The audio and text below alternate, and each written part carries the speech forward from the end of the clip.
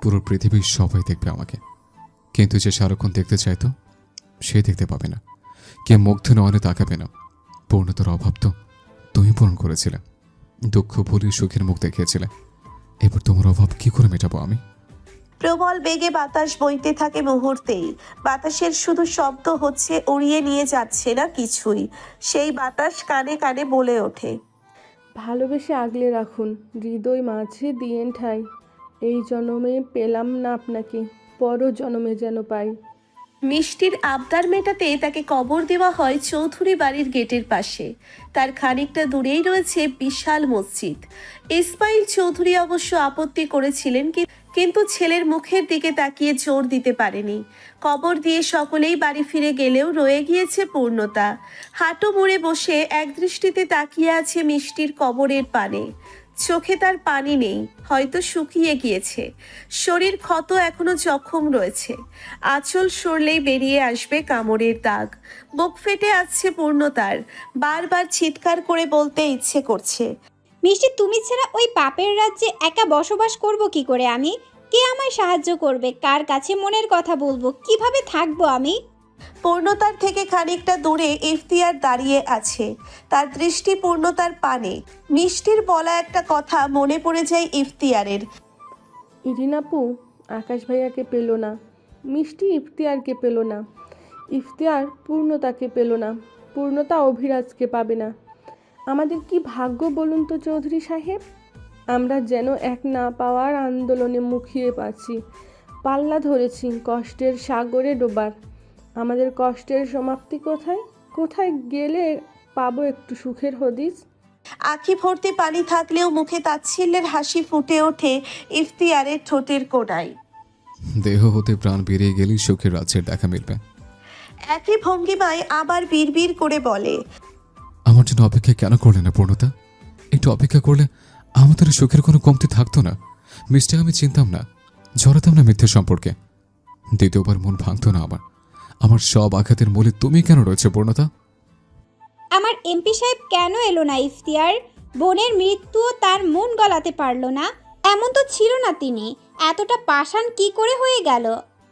আসমানের পানে তাকায় ইফতিয়ার। বুক ছিঁড়ে দীর্ঘশ্বাস বেরিয়ে আসে। পূর্ণতা ঘাড় বাঁকিয়ে তাকায় ইফতিয়ারের পানে, উদাস গলায় শুধায়। ইফতিয়ার 2 পা এগিয়ে এসে পূর্ণতার মুখোমুখি দাঁড়ায়। অভিমান দেখতে পায় পূর্ণতার চোখে। চিন্তিত বোধ হয়, আবার মনের মধ্যে ভয়ও চেকে বসেছে। স্ত্রীরা বোধহয় এমনই হয়, স্বামীর অনুপস্থিতিতে এভাবেই ভেঙে পড়ে। মিষ্টির সাথে তার বিয়ে হলে মিষ্টিও এভাবে ভেঙে পড়তো? অবশ্যই পড়তো। পাগলি ছিল কিনা একটা। কথা দিচ্ছি পূর্ণতা, তোমার এমপি সাহেবকে তোমার কাছে এনে দেবো আমি। একটু সময় দাও। আপনি এনে দিবেন? সে কি আসতে পারবে না? তার কি বুক কাঁপছে না? হয়তো কোথাও আটকে গিয়েছে, জরুরি কাজ পড়েছে নিশ্চয়। অভি তোমায় ভীষণ ভালোবাসে, তোমাকে ছাড়া থাকতে তার কষ্ট হচ্ছে পূর্ণতা। পূর্ণতা জবাব দেয় না। ইফতিয়ারের কথা কি তার ভালো লাগলো না? এবার তারা দিয়ে ইফতিয়ার বলে ওঠে, এবার তুমি বাড়ি যাও, সবাই চিন্তা করবে তোমার জন্য। মাথা নাড়িয়ে পূর্ণতা বাড়ির পথে পা বাড়ায়। মনে মনে ভাবতে থাকে, আসলেই কি কেউ তার জন্য চিন্তা করবে? চিন্তা করার মানুষ আছে? নেই তো। দুজন ছিল, একজন শুয়ে আছে 3.5 হাত মাটির নিচে, আর একজন চলে গিয়েছে অজানা ঠিকানায়। সেই ঠিকানা পূর্ণতা জানে না। জানলে দৌড়ে চলে যেত, কারো বারণ শুনতো না। আর একবার আসুক এমপি সাহেব, 2 হাতে শক্ত করে জাপটে জড়িয়ে রাখবে তাকে। একদম ছাড়বে না, কোথাও যেতে দিবে না। ধমক দিলেও শুনবে না পূর্ণতা, একদম শুনবে না। ইফতিয়ার পূর্ণতার পিছু পিছু হাঁটে। তাকে বাড়ি পৌঁছে দিয়ে তবেই ইফতিয়ার নিজ বাড়িতে প্রবেশ করবে। আল্লাহ, ওই কোথায় আছে? তাকে ফিরিয়ে দিন। পূর্ণতার তাকে ভীষণ দরকার। আমাকে সন্তান দিন আল্লাহ। পূর্ণতার জন্য পরাত্মকৃত কষ্টগুলো আমায় দিয়ে আমার ভাগ্যের শোকটুকু পূর্ণতাকে দিয়ে দিন। একবার অভি ফিরুক, আমি তাকে বোঝাবো। চলে যেতে বলবো পাপের রাজ্য ছেড়ে। সুখের রাজ্যে বাসা বানিয়ে দিব ওদের আমি। জমিদার বাড়ির উঠোনে এখনো ভিড় জমে আছে। কিছুক্ষণ আগে কান্নায় মুখরিত বাড়ি থেকে এখন ভেসে আসছে চিৎকার চেঁচামেচির আওয়াজ। মনোয়ারের গলার স্বর শোনা যাচ্ছে। পূর্ণতা অবাক হয়। এই বাবা একটু আগেই মেয়ের জন্যে আহাজারি করছিল, আর এখন মেজাজ দেখাচ্ছে।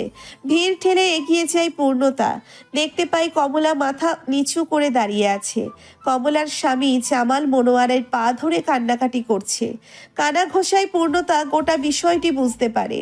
কমলা মনোয়ারের কক্ষ হতে মোটা অঙ্কের টাকা চুরি করেছেন এবং মনোয়ারের সাথে অন্তরঙ্গ হওয়ার প্রস্তাব দিয়েছে। তাই শাস্তিস্বরূপ কমলা এবং তার স্বামী জামিলকে কাছ থেকে তাড়িয়ে দেওয়া হবে। জমিদার বাড়ির আশেপাশে তাদের আসা বারণ। পূর্ণতার হাসি পায়।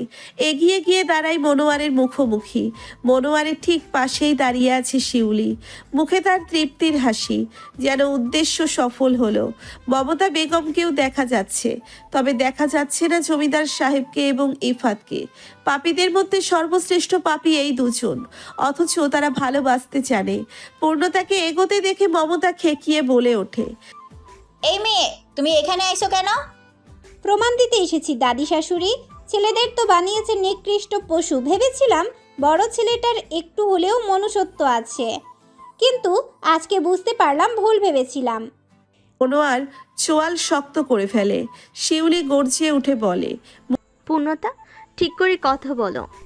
ঠিক আছে, ঠিক করে কথা বলছি। আমার এমপি সাহেব আমার সুরক্ষার জন্য গোটা বাড়িতে সিসি ক্যামেরা লাগিয়েছিলেন। এই ক্যামেরার মধ্যে পূর্বে ঘটে যাওয়া সকল ঘটনা দেখা যায় টিভির মাধ্যমে।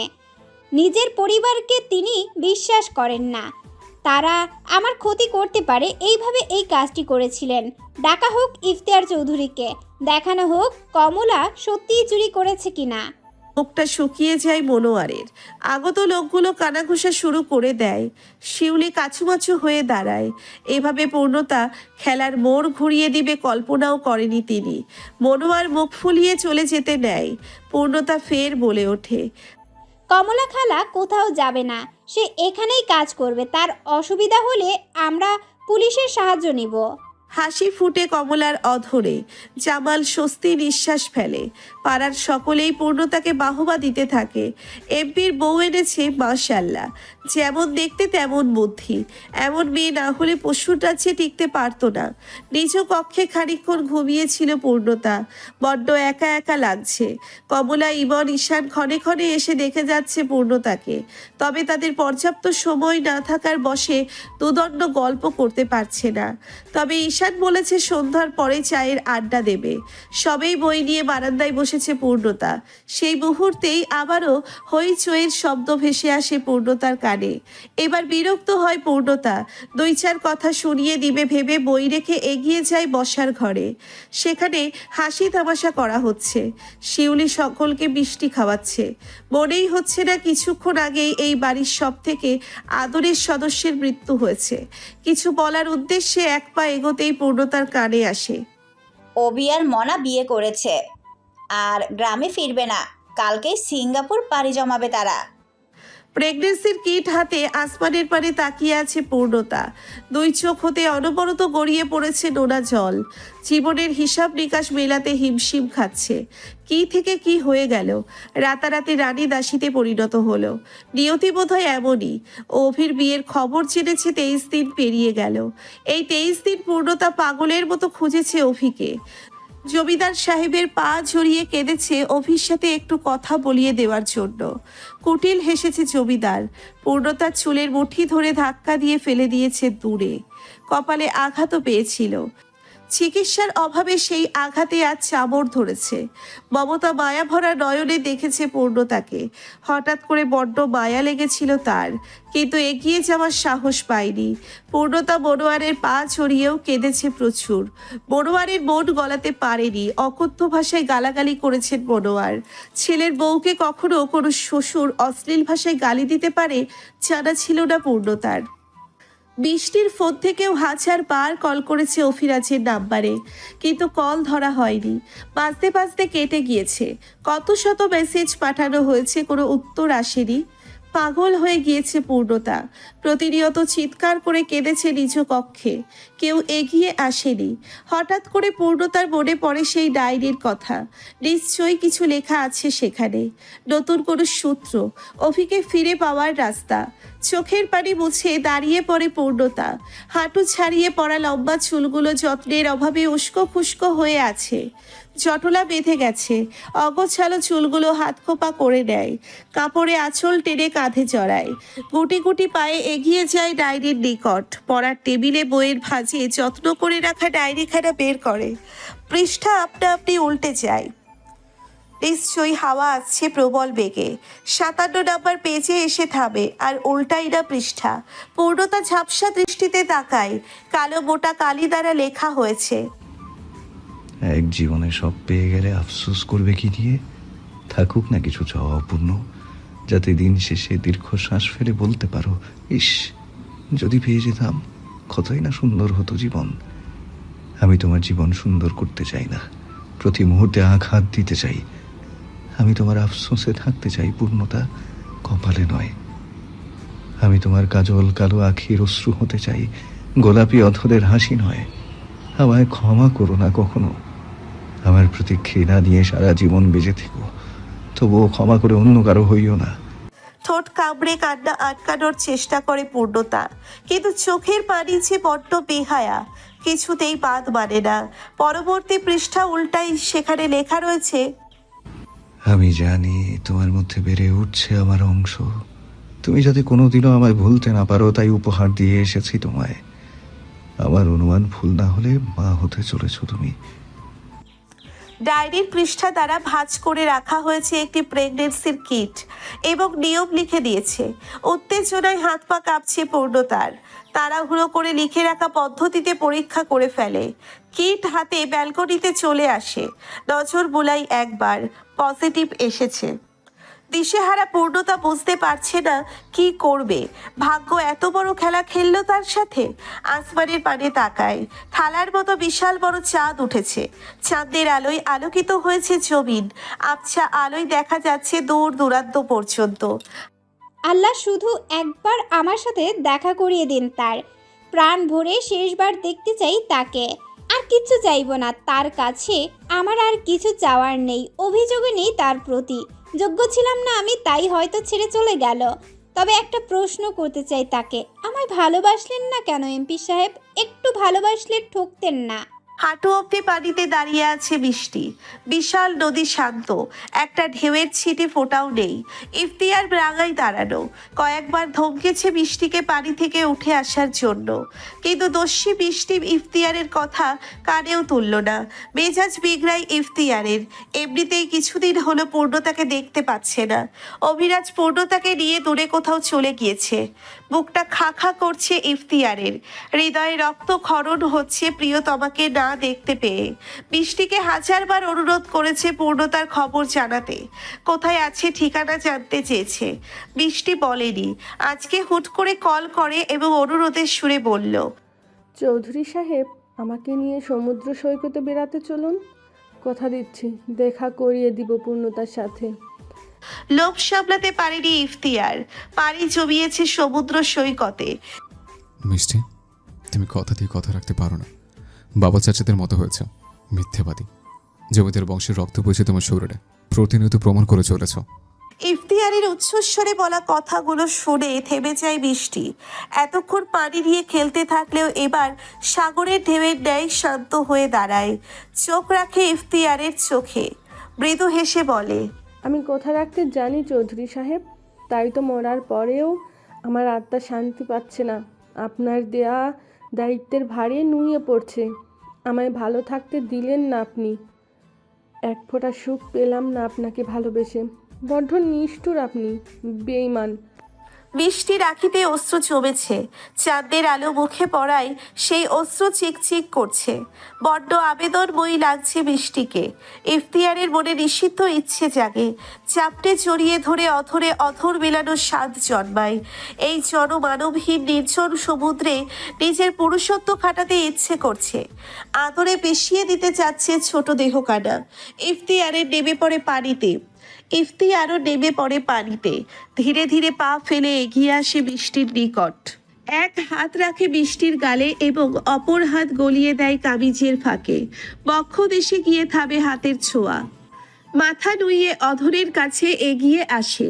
তখনই বৃষ্টি আঙ্গুল রাখে ইফতিয়ারের অধরে, মৃদু হেসে বলে, এই জন্মে আপনার নরম কোমল ঠোঁটের ছোঁয়া পাওয়ার ইচ্ছে পূরণ হলো না, তবে পর জন্মে সব ইচ্ছে পুষিয়ে নিব, ভালোবাসায় ভরিয়ে দিব আপনার হৃদয়, আপনার ছোঁয়ায় বেসামাল হব প্রতি রাতে। হাতের ছোঁয়া গাঢ় হতে থাকে। ব্যথা পেল বোধহয় বৃষ্টি। অস্ফুরণ স্বরে আহ শব্দ করে ওঠে। হাত রাখে ইফতিয়ারের হাতের উপর, ছাড়ানোর চেষ্টা করে। ইফতিয়ার ছাড়ে না, উল্টে বল প্রয়োগ করে চাপটে ধরে এবং অধৈর্য স্বরে বলে, আমি নিজেকে নিয়ন্ত্রণ করতে পারছি না মিষ্টি। প্রথমবার শখ জেগেছে নারীর শরীরের সুখ খোঁজা। বাধা দিও না, কষ্ট হচ্ছে, কথা দিচ্ছে এটাই প্রথম এবং এটাই শেষ। বৃষ্টি শুনল না, বরং কঠিন গলায় বলে, ছাড়ুন ইফতিয়ার, হাত সরান। অভিমান হয় ইফতিয়ারের। মুখ গোমরা করে ছেড়ে দেয় মিষ্টিকে, চলে আসতে নেয় একা ফেলে। তখন শুনতে পায় মিষ্টির বলা কিছু কথা। আপনার পূর্ণতা ভালো নেই চৌধুরী সাহেব, আমার দাভাই তাকে ছেড়ে চলে গিয়েছে। কালকে বাবা দাদা পূর্ণতাকে মিথ্যে বদনাম দিয়ে বাড়ি থেকে তাড়িয়ে দিবে এবং মাঝ রাস্তা থেকে তুলে নিয়ে বিক্রি করে দিবে বিদেশিদের কাছে। পূর্ণতাকে বাঁচান চৌধুরী সাহেব, আপনার পূর্ণতাকে বাঁচান। পরপর বিলাস একটা ঢেউ আসে, সেই ঢেউ ভাসিয়ে নিয়ে যায় মিষ্টিকে। মিষ্টি, চিৎকার দিয়ে বসে পড়ে ইফতিয়ার। বুকটা অস্বাভাবিকভাবে কাঁপছে, গলা শুকিয়ে গিয়েছে, বড্ড পানির অভাব অনুভব করছে।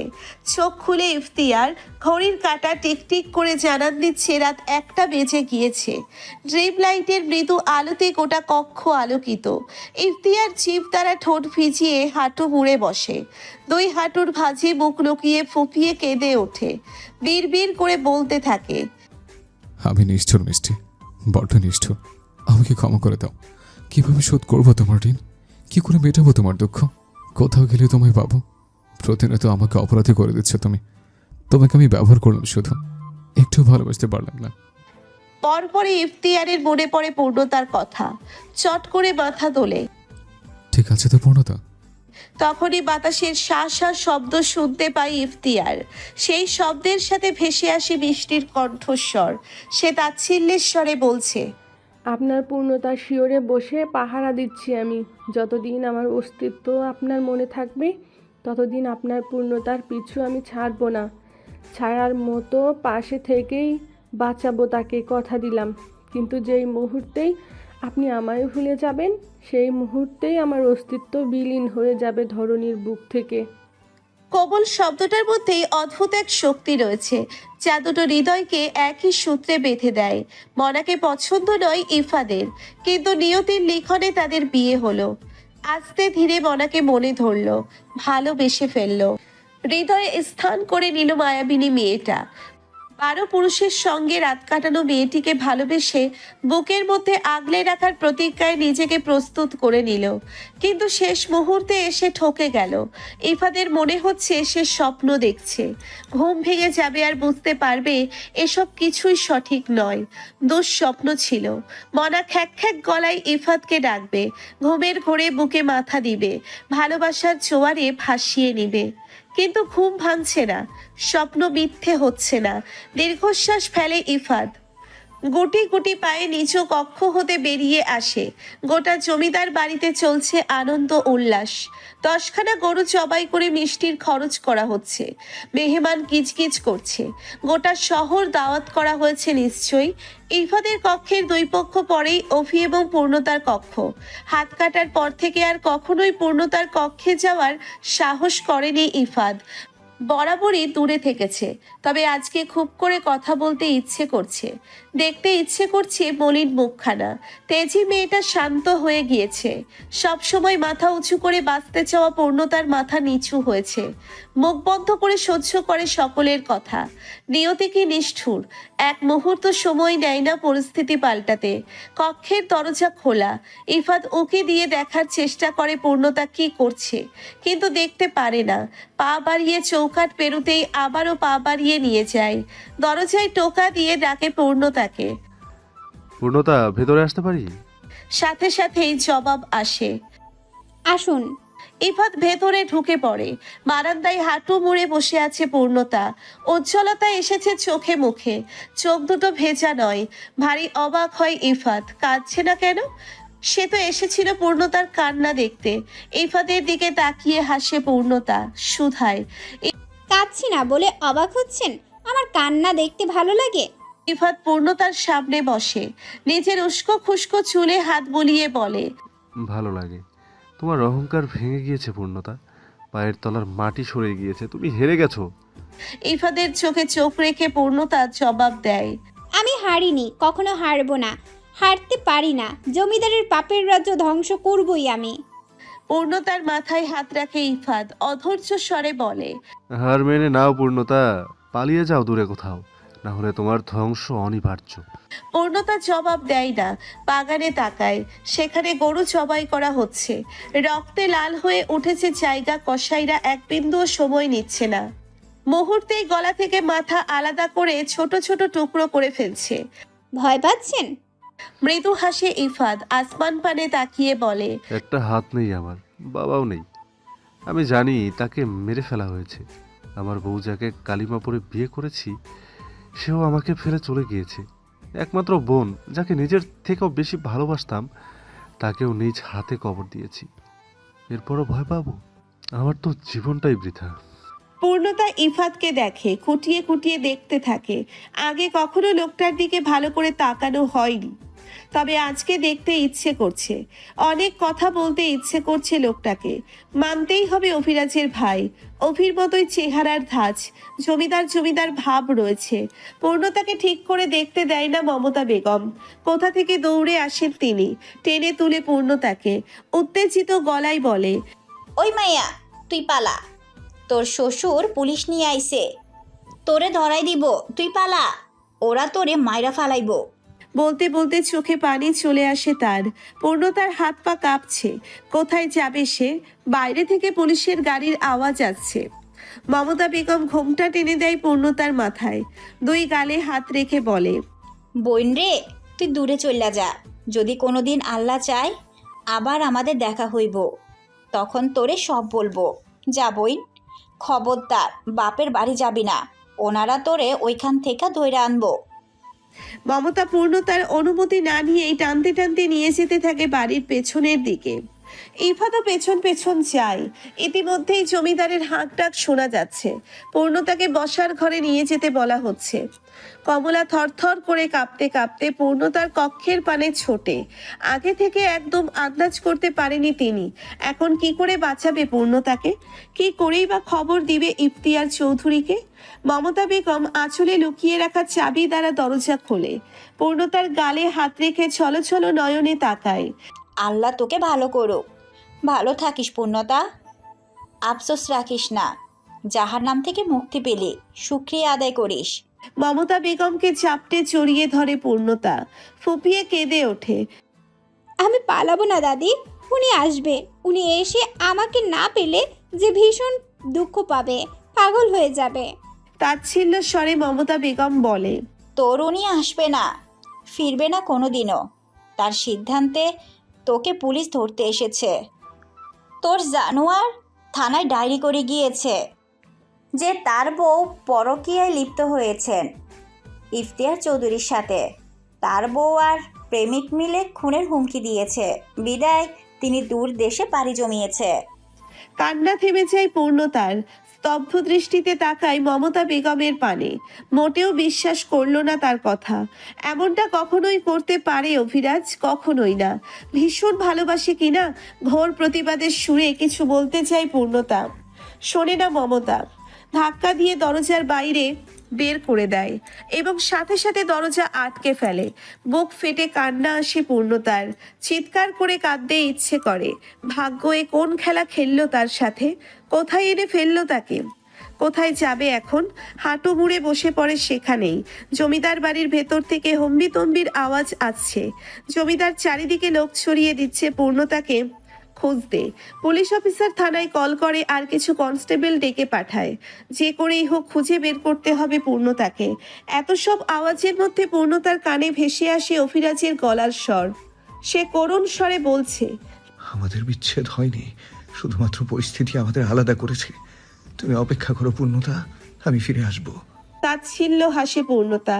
আসমান পানে তাকিয়ে উচ্চস্বরে বলে ওঠে, আমি অপেক্ষা করছি, তবে আপনাকে ফিরে পাওয়ার জন্য নয়, নিজে ফুরিয়ে যাওয়ার জন্য। ইতিমধ্যেই ইফতিয়ারের কানে পৌঁছে গিয়েছে সমস্ত ঘটনা। মাগরিবের আজান পড়ছে কিছুক্ষণ আগেই। চারিদিক অন্ধকারে ঢেকে গিয়েছে। জমিদার বাড়ির চারিপাশে পুলিশের ছড়াছড়ি। গোটা এলাকায় জমিদারের লোকজন ছোটাছুটি করে খুঁজে চলেছে পূর্ণতাকে। গলা শুকিয়ে আসে ইফতিয়ারের। হারানোর ভয় বুকের ভেতর দানা বাঁধে। থরথর করে কেঁপে ওঠে হাত পা। কান্না পাচ্ছে ভীষণ। অবাক হয় ইফতিয়ার। মিষ্টির মরে যাওয়ার খবরও তাকে এতটা কষ্ট দেয়নি, অথচ পূর্ণতাকে দেখতে পারবে না ভাবলেই হৃদয়ে রক্তক্ষরণ হচ্ছে। পূর্ণতা মরে গেলে বোধহয় ইফতিয়ার চৌধুরীকে এক সেকেন্ডও বাঁচানো যাবে না। ইফতিয়ার চোখ বন্ধ করে, মিষ্টিকে ডাকে মনে মনে। মিষ্টি, আমাকে পূর্ণতার খোঁজ জানিয়ে দাও। কোথায় আছে আমার পূর্ণতা? কি অবস্থা আছে? মিষ্টি বোধহয় খিলখিল করে হেসে উঠল, দুষ্টুমির স্বরে বলল, খুঁজে নিন চৌধুরী সাহেব, ভালোবাসার পরীক্ষা দিন। ইফতিয়ার ফুপিয়ে কেঁদে ওঠে। হাঁটু মুড়ে বসে পড়ে রাস্তার মাঝখানে। চিৎকার করে বলে ওঠে, ওকে খুঁজে না পেলে ইফতিয়ার বাঁচবে না। পৃথিবীর কোনো শক্তি ইফতিয়ারকে বাঁচাতে পারবে না। মিষ্টি বোধহয় আহত হলো। কান্না জমল কি আখিতে? করুণ স্বরে বলে উঠল বোধহয়, আমায় ভালোবাসলেন না কেন চৌধুরী সাহেব? আপনার থেকে একটু ভালোবাসা পাবো বলে, আপনার আখিতে মিষ্টি নামের অশ্রু দেখব বলে মৃত্যুকে আলিঙ্গন করলাম, তবুও একটু ভালোবাসা পেলাম না। আমার থেকে অভাগী আর দুটো আছে কি? সমুদ্রের কাছাকাছি ইট সিমেন্ট দ্বারা তৈরি হয়েছে সুন্দর রাজকীয় অট্টালিকা। 1300 জন কর্মচারী তার মাসে তৈরি করেছেন 2 তলা বিশিষ্ট এই অট্টালিকাটি। প্রাসাদের সৌন্দর্যে মুগ্ধ হয়ে অভিরাজ মোটা অঙ্কের টাকা বকশিস দিয়েছেন কর্মচারীদের। এমনকি এই শহরে বসবাসরত সকল মানুষই ইতিমধ্যে প্রাসাদ দেখতে ভিড় জমাচ্ছে। পুরোপুরি তৈরি হওয়ার আগেই প্রাসাদের সৌন্দর্যে মুগ্ধ হচ্ছে সকলেই। প্রাসাদটির সুন্দর একটা নেম প্লেট টাঙানো হয়েছে মেইন গেটের নিকটে। নামখানা অভি ঠিক করেছিল, অভি পূর্ণের শান্তিনিবাস। হাতে কফির মগ, এলোমেলো চুল, পরনে 3/4 প্যান্ট, খালি গা। রাজকীয় মুছ কেটে ফেলেছে কিছুদিন আগেই। দাড়িতে নতুন নকশা এঁকেছে। কাজ সমান বড় চুলগুলো নতুন রূপে কেটেছে। মোট কথা নিজেকে পরিবর্তন করে ফেলেছে জমিদার পুত্র অভিরাজ। কফির মগে ক্ষণে ক্ষণে চুমুক দিচ্ছে আর কিছুটা দূরে কর্মচারীদের ব্যস্ত ভঙ্গিমায় প্রাসাদে কাজ করার দৃশ্য মনোযোগ সহকারে দেখছে। প্রাসাদের সামনে খনন করা হচ্ছে জমি। সেখানে লাগানো হবে কালো গোলাপ গাছ। ইতিমধ্যেই কিছু গোলাপের চারা চলে এসেছে আর বাকি চারাগুলো ট্রাক ভর্তি করে আনা হচ্ছে। অভির করা হুকুম, আগামী 2 দিনের মধ্যে পুরো প্রাসাদ সম্পূর্ণ সাজিয়ে গুছিয়ে পরিপূর্ণ করতে হবে। 3য় দিনের মাথায় প্রাসাদে প্রবেশ করবে পূর্ণতা। হ্যাঁ, অভির পূর্ণতা। পূর্ণতার কথা মনে হতেই চটজলদি পকেট হতে ফোন বের করে। কল করে কোনো এক নাম্বারে রিং হওয়ার সাথে সাথে রিসিভ করা হয় কলখানা। আমার পূর্ণতা কেমন আছে? আর মিষ্টি, আমার বোন কেমন আছে? কি করছে? ওদের বের করতে পেরেছেন জমিদার বাড়ি থেকে? পুলিশ অফিসার জামিল শুকনো ঢোক গেলে রেডি নিয়ে জবাব দেয়, স্যার, আপনার বউকে খুঁজে পাওয়া যাচ্ছে না। মুহূর্তেই চোয়াল শক্ত হয়ে ওঠে অভির। চিৎকার করে বলে ওঠে, 2 দিন সময় দিলাম। 2 দিনের মধ্যে আমার পূর্ণতাকে আমার কাছে পাঠাতে না পারলে আপনাদের থানা আমি জ্বালিয়ে দেবো পুলিশ। ভয়ে কেঁপে ওঠে জামিল। আমতা আমতা করে জবাব দেয়, অভিরাজ, আমরা জেনেছি আপনার বউকে লুকিয়েছে আপনারা দাদি। কোনো কথা শুনতে চাই না আমি। যেখান থেকে পারেন আমার পূর্ণতাকে খুঁজে এনে দেবে আর মিষ্টির সাথে কথা বলিয়ে দেবেন আমায়। স্যার, মিষ্টি ম্যাম মা। বাকিটা বলতে পারে না জামিল। ততক্ষণে অভি কল কেটে দিয়েছে। মনার ঘুম ভেঙেছে বেশ কিছুক্ষণ আগেই। গত কয়েকদিনে ঘুমটা তার বেশ বেড়েছে। সারাক্ষণ ঘুমোতে ইচ্ছে করে। রাত দিন সকাল বিকাল কিছুই অনুভব করতে পারছে না। আজকে চটজলদি ভেবে ফেলেছে ডাক্তারের চেম্বার হতে ঘুরে আসবে। এভাবে ঘুমোতে ঘুমোতে কখন জানি চিরতরে ঘুমিয়ে পড়বে। ঘুম কমানো জরুরি অতি দ্রুত। আড়ামোড়া ভেঙে উঠে বসে মনা। হাতা কাটা শর্ট নাইট ড্রেস প্রায় খুলে গিয়েছে। টেনে টুনে ঠিক করে নেয়, ঘুম পুরোপুরি কাটেনি। এখন আবার বালিশে মাথা রাখলে মুহূর্তেই ঘুমের দেশে তলিয়ে যাবে। কিন্তু এমনটা করা যাবে না। দুর্বল শরীরখানা টেনে বিছানা হতে নামে। নরম তুলতুলের চটিচোরা পায়ে চাপিয়ে হেলে দুলে ওয়াশরুমের দিকে পা বাড়ায়। বেশ সময় নিয়ে চোখে মুখে পানি ছিটিয়ে ঘুমের রেশ কাটায়। অতপর ব্রাশ করে ফ্রেশ হয়ে বেরিয়ে আসে। ব্যালকনিতে চোখ যেতেই ঠোঁটের কোণে হাসি ফুটে ওঠে মায়ার। এলোমেলো চুলগুলো হাত খোপা করতে করতে ব্যালকনিতে পা রাখে। অভির পাশে দাঁড়ায়। গুড মর্নিং জান। অভি আর চোখে এক পলক তাকায় মনার পানে, জবাব দেয় না। হাত বাড়িয়ে টি টেবিলের ওপরে থাকা কফির মগ তুলে সেটা বাড়িয়ে দেয় মনার দিকে। মুহূর্তেই মনার হাসি মুখখানা চুপসে যায়। আমতা আমতা করে বলে, তুমি যাই খেতে দাও, আমায় সেটা খেলেই শুধু ঘুম পায়, খাবো না কফি। অভি নিঃশব্দে রেখে দেয় কফির মগ, নিজের আধ খাওয়া কফির মগখানাও রাখে। মনা বেশ খুশি হয়। হাত বাড়িয়ে জড়িয়ে ধরে অভিকে, কাঁধে মাথা রেখে আলতো স্বরে বলে, আজকে আমাদের বিয়ে হওয়ার কথা, তুমি প্রস্তুত? আসমান মানে তাকায় অভি। আমাকে বিয়ে করার খুব শখ। ভীষণ। তোমার ছোঁয়া পাওয়ার জন্য আমার শরীর আনচান করছে, সহ্য হচ্ছে না জান। কথা শেষ করেই ঠোঁট ছোঁয়াই অভির গলায়। বিরক্তিতে চোখ মুখ কুঁচকে ফেলে অভি। কঠিন স্বরে জবাব দেয়, তোমার মনে হয় আমি তোমায় বিয়ে করব? বাঁকা হাসে মনা। আর কোনো অপশন আছে তোমার? 50 জন নারী বিদেশে পাচার করেছো তুমি, প্রমাণ আছে আমার কাছে। 10 জন পুরুষের কিডনি বিক্রি করেছো, সেটার প্রমাণ রয়েছে। তোমাকে হুমকি দিচ্ছি না, শুধু অফার করছি, আমাকে বিয়ে করে সারা জীবন সুখে সংসার করো, না হলে সারা জীবন জেলে পচে মরতে হবে। অভি ভয় পেল কিনা বোঝা গেল না, তবে কপালে ভাঁজ ফেলে পাল্টা জবাব দেয়, ভুল বললে। গত 1 বছরে 350 মেয়ে বিক্রি করেছি 500 কোটি টাকায়। 50 জন মানুষকে নিজ হাতে খুন করে কিডনি বিক্রি করেছি। ভুল তথ্য পাও কোথায় মনা? সঠিকটা জেনে নেবে তো। ঘাবড়াই মনা, ছেড়ে দেয় অভির হাত। থমথমে মুখে তাকায় অভির মুখপানে। কত সহজভাবে বলছে যে 50 জন মানুষকে খুন করেছে। একটুও গলা কাঁপলো না বা অনুশোচনা ফুটে উঠল না মুখে।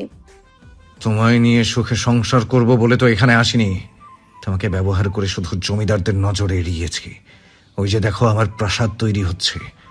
এবার পূর্ণতা, মিষ্টি এবং আমার মাকে কায়দা করে এখানে নিয়ে আসবো। সেখানেও তোমায় ব্যবহার করব। মনা প্রাসাদের পানে তাকায়। ইতিমধ্যেই আখিতে অশ্রু জমেছে তার। অভিকে বিশ্বাস করে ভুল করলো, সব হারালো কি? তুমি আমায় ঠকালি অভি। ঠকালাম, ভীষণ বাজেভাবে ঠকালাম। নারীর শরীরের লোভ নেই আমার। পূর্ণতা ছাড়া দুনিয়ায় কোনো নারী আমাকে আকর্ষিত করতে পারে না। আমার পূর্ণ ছাড়া দুনিয়াতে আর কোনো মায়াবতী নেই। অসহায়ের মতো মনা জিজ্ঞেস করলো, আমার কি হবে অভি? তুমি দেখতে বেশ সুন্দর। বিক্রি করলে টাকা পাবো অঢেল। তোমাকে বিক্রি করে জীবনের সর্বশেষ পাপ করব আমি। নতুন জীবন শুরু হবে আমার। সেই জীবনে পাপ শব্দটা থাকবে না, থাকবে শুধু সুখ, শান্তি আর ভালোবাসা। মনার খুব করে বলতে ইচ্ছে করলো, অভিরাজ, তোমার মিষ্টি আর বেঁচে নেই, তোমার পূর্ণতাও নিখোঁজ।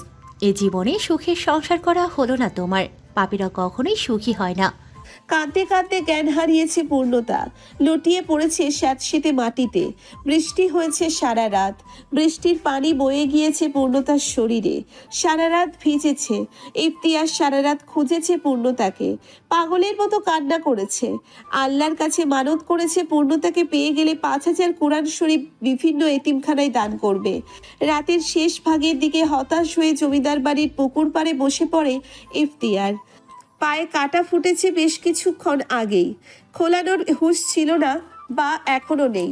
আশা হতো ইফতিয়ার পুনরায় বলে ওঠে, হে আল্লাহ, হয় পূর্ণতাকে পাইয়ে দিন, না হলে আমার মরণ দিন। মুহূর্তেই বোধহয় মিষ্টির সামনে দাঁড়ালো ইফতিয়ারের। ধবধবে সাদা পোশাক তার, মুখটা মলিন, উদাস ভঙ্গিমায় বলে, জমিদার বাড়ির পেছনে রয়েছে পূর্ণতা। ইফতিয়ারের ঠোঁটের কোণে হাসি ফুটে ওঠে, কোমর জড়িয়ে ধরে মিষ্টির।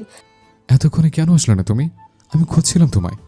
ইফতিয়ারের এলোমেলো চুলগুলো ঠিক করে দেয় মিষ্টি, কাঁধ জড়িয়ে দাঁড় করায়।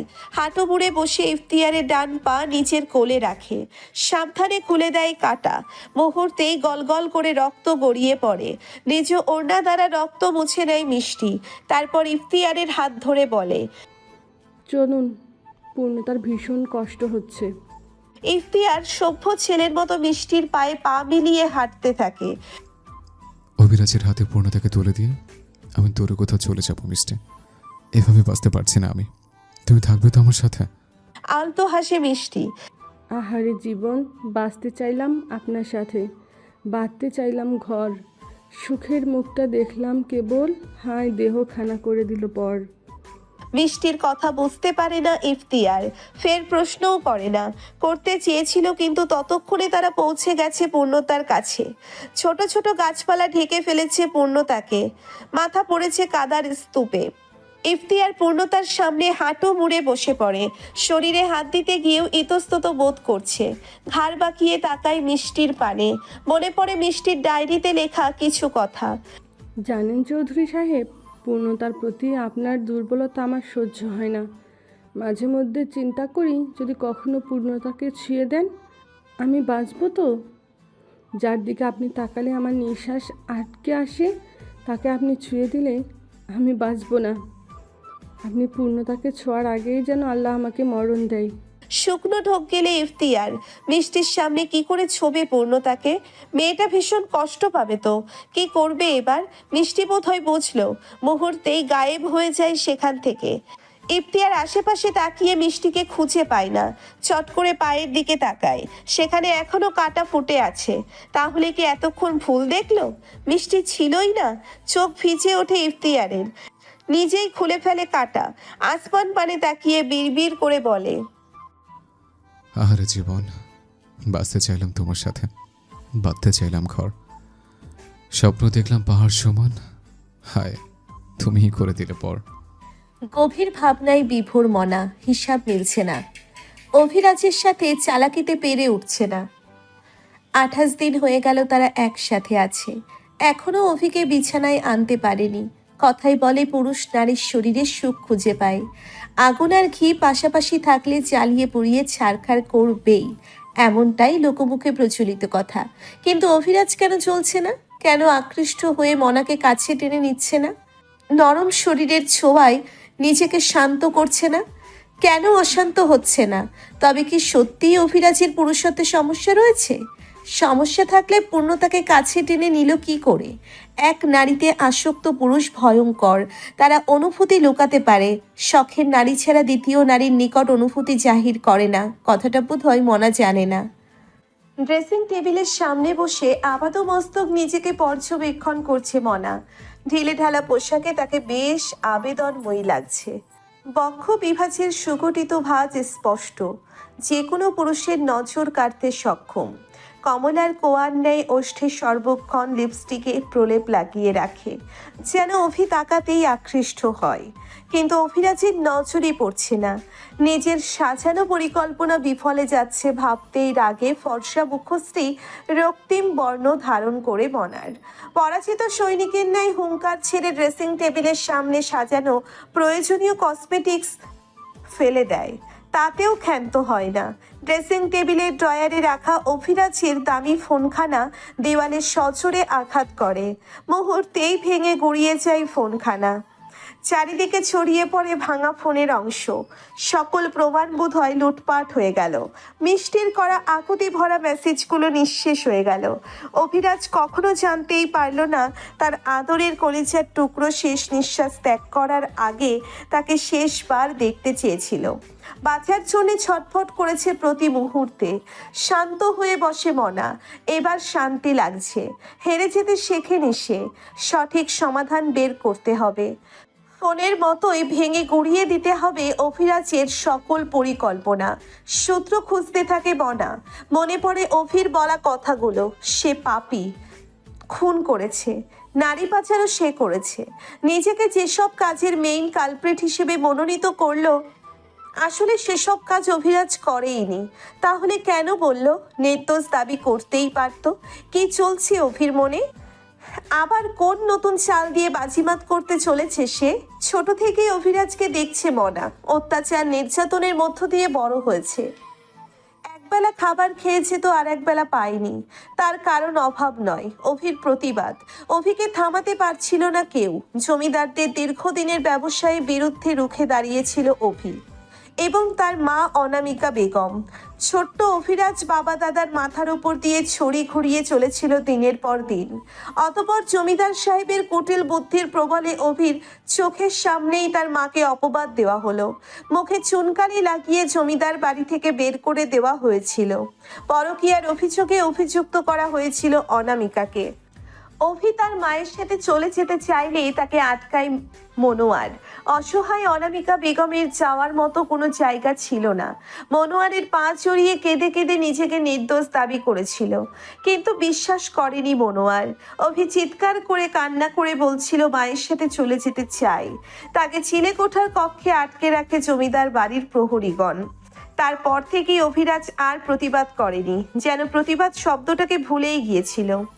জমিদার বাড়িতে এমন কোনো পাপকার্য নেই যা করা হতো না। অভি চুপচাপ দেখে যেত। অনামিকা বাড়ি ছাড়ার কিছু ঘন্টা পরেই মনোয়ার নতুন বউ বাড়ি তোলে। বউ বিয়ে সম্পর্কে তখন অভির জ্ঞান ছিল। চুপচাপ অভিরাজ পড়াশোনার বাইরে কোনো দিকেই মন দিত না। অতঃপর বছর ঘুরতে না ঘুরতেই মনোয়ারের দ্বিতীয় স্ত্রীর কোল আলো করে জন্ম নেয় মিষ্টি। মা চলে যাওয়ার পরে সেই দিনই হেসেছিল অভি। ছোট্ট বোনটাকে বুকে জড়িয়ে গোটা জমিদার বাড়ি হেঁটেছিল। নারীর প্রতি ঝোঁক কখনোই ছিল না তার।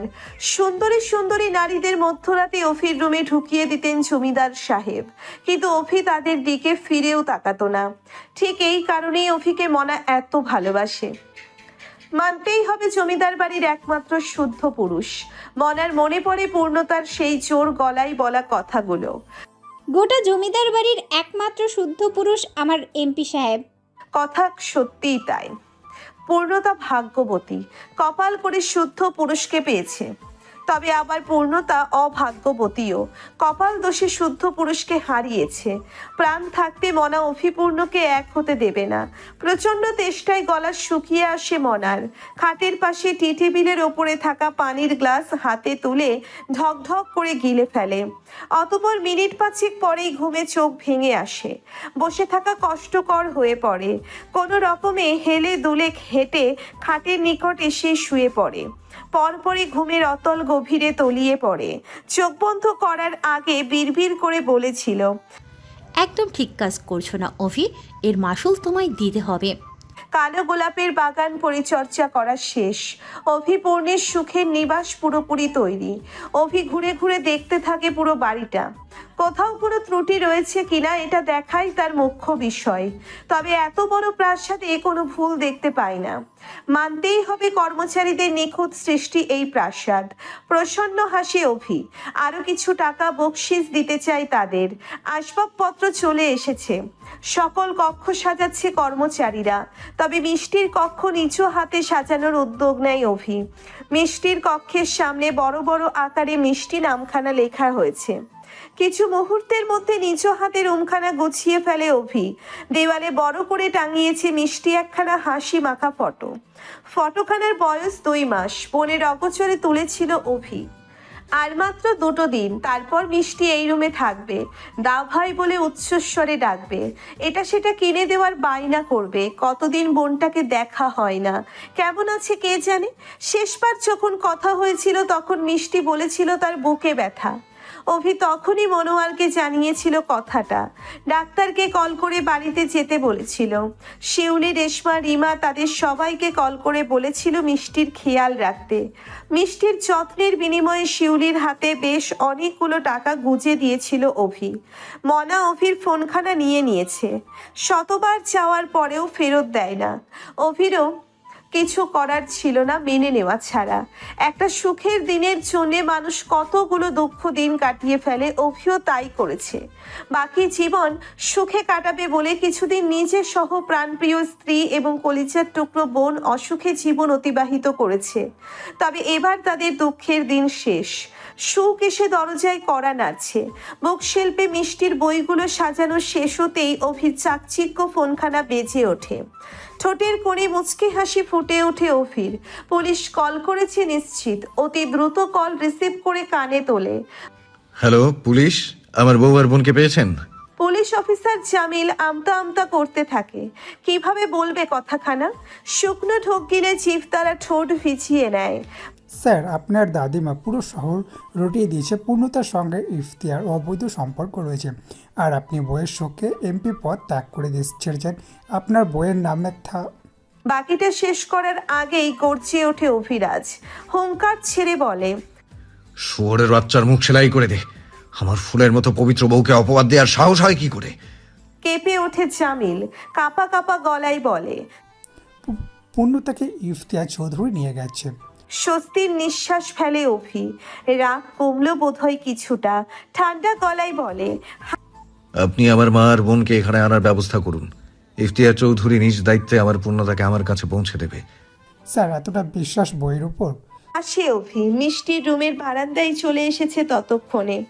আসমান পানে তাকিয়ে বলে, অনেক কিছু ঘটে গিয়েছে। পূর্ণতাকে ছেড়ে চলে এসেছি, মনাকে বিয়ে করেছি এমন খবরও জেনেছে। ভীষণ আঘাত দিয়েছি তাকে।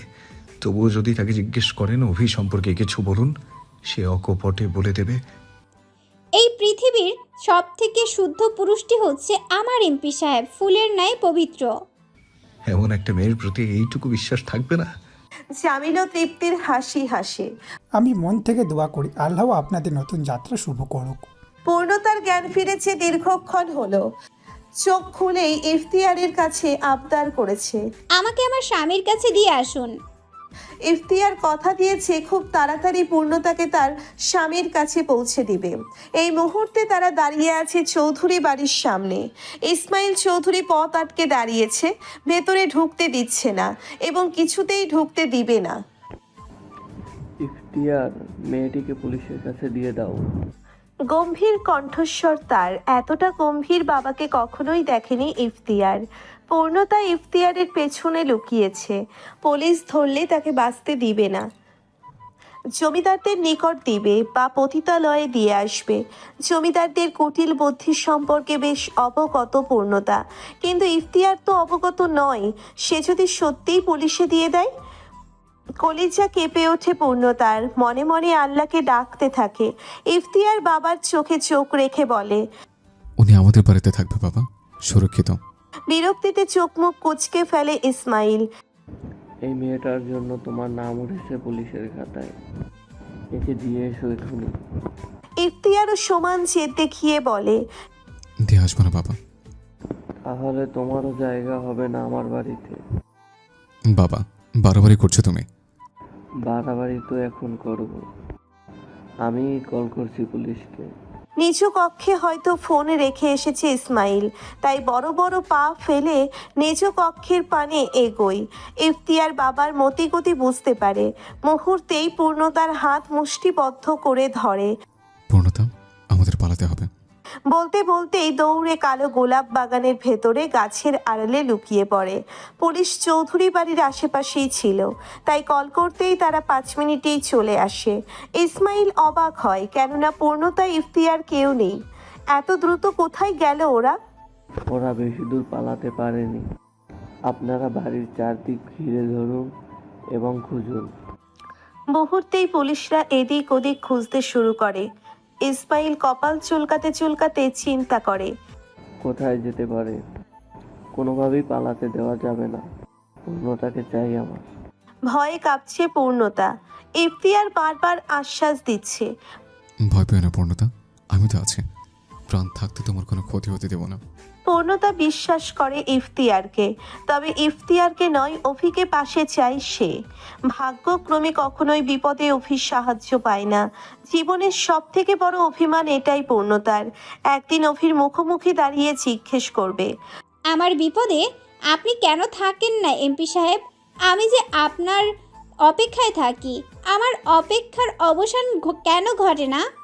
দুফোঁটা পানি গড়িয়ে পড়ে পূর্ণতার দু চোখ বেয়ে। হাতের উল্টো পিঠে মুছে নেয় পানিটুকু। বাঁকা নয়নে ইফতিয়ারের মুখপানে তাকায়। ইফতিয়ার চোখ বন্ধ করে চিন্তা করতে থাকে, এখান থেকে কি করে বের হবে। পুলিশ চারিদিক থেকে ঘিরে ধরেছে ওদের, যে কোনো মুহূর্তে ধরা পড়তে পারে। বুক কাঁপছে ইফতিয়ারের, হাত পায়েও মৃদু কাঁপন অনুভব করে। পুলিশ এদিক ওদিক দৌড়াদৌড়ি করছে। যখন তখন পুলিশের চোখ পড়বে ওদের পানে, আর শেষ হয়ে যাবে সবটা।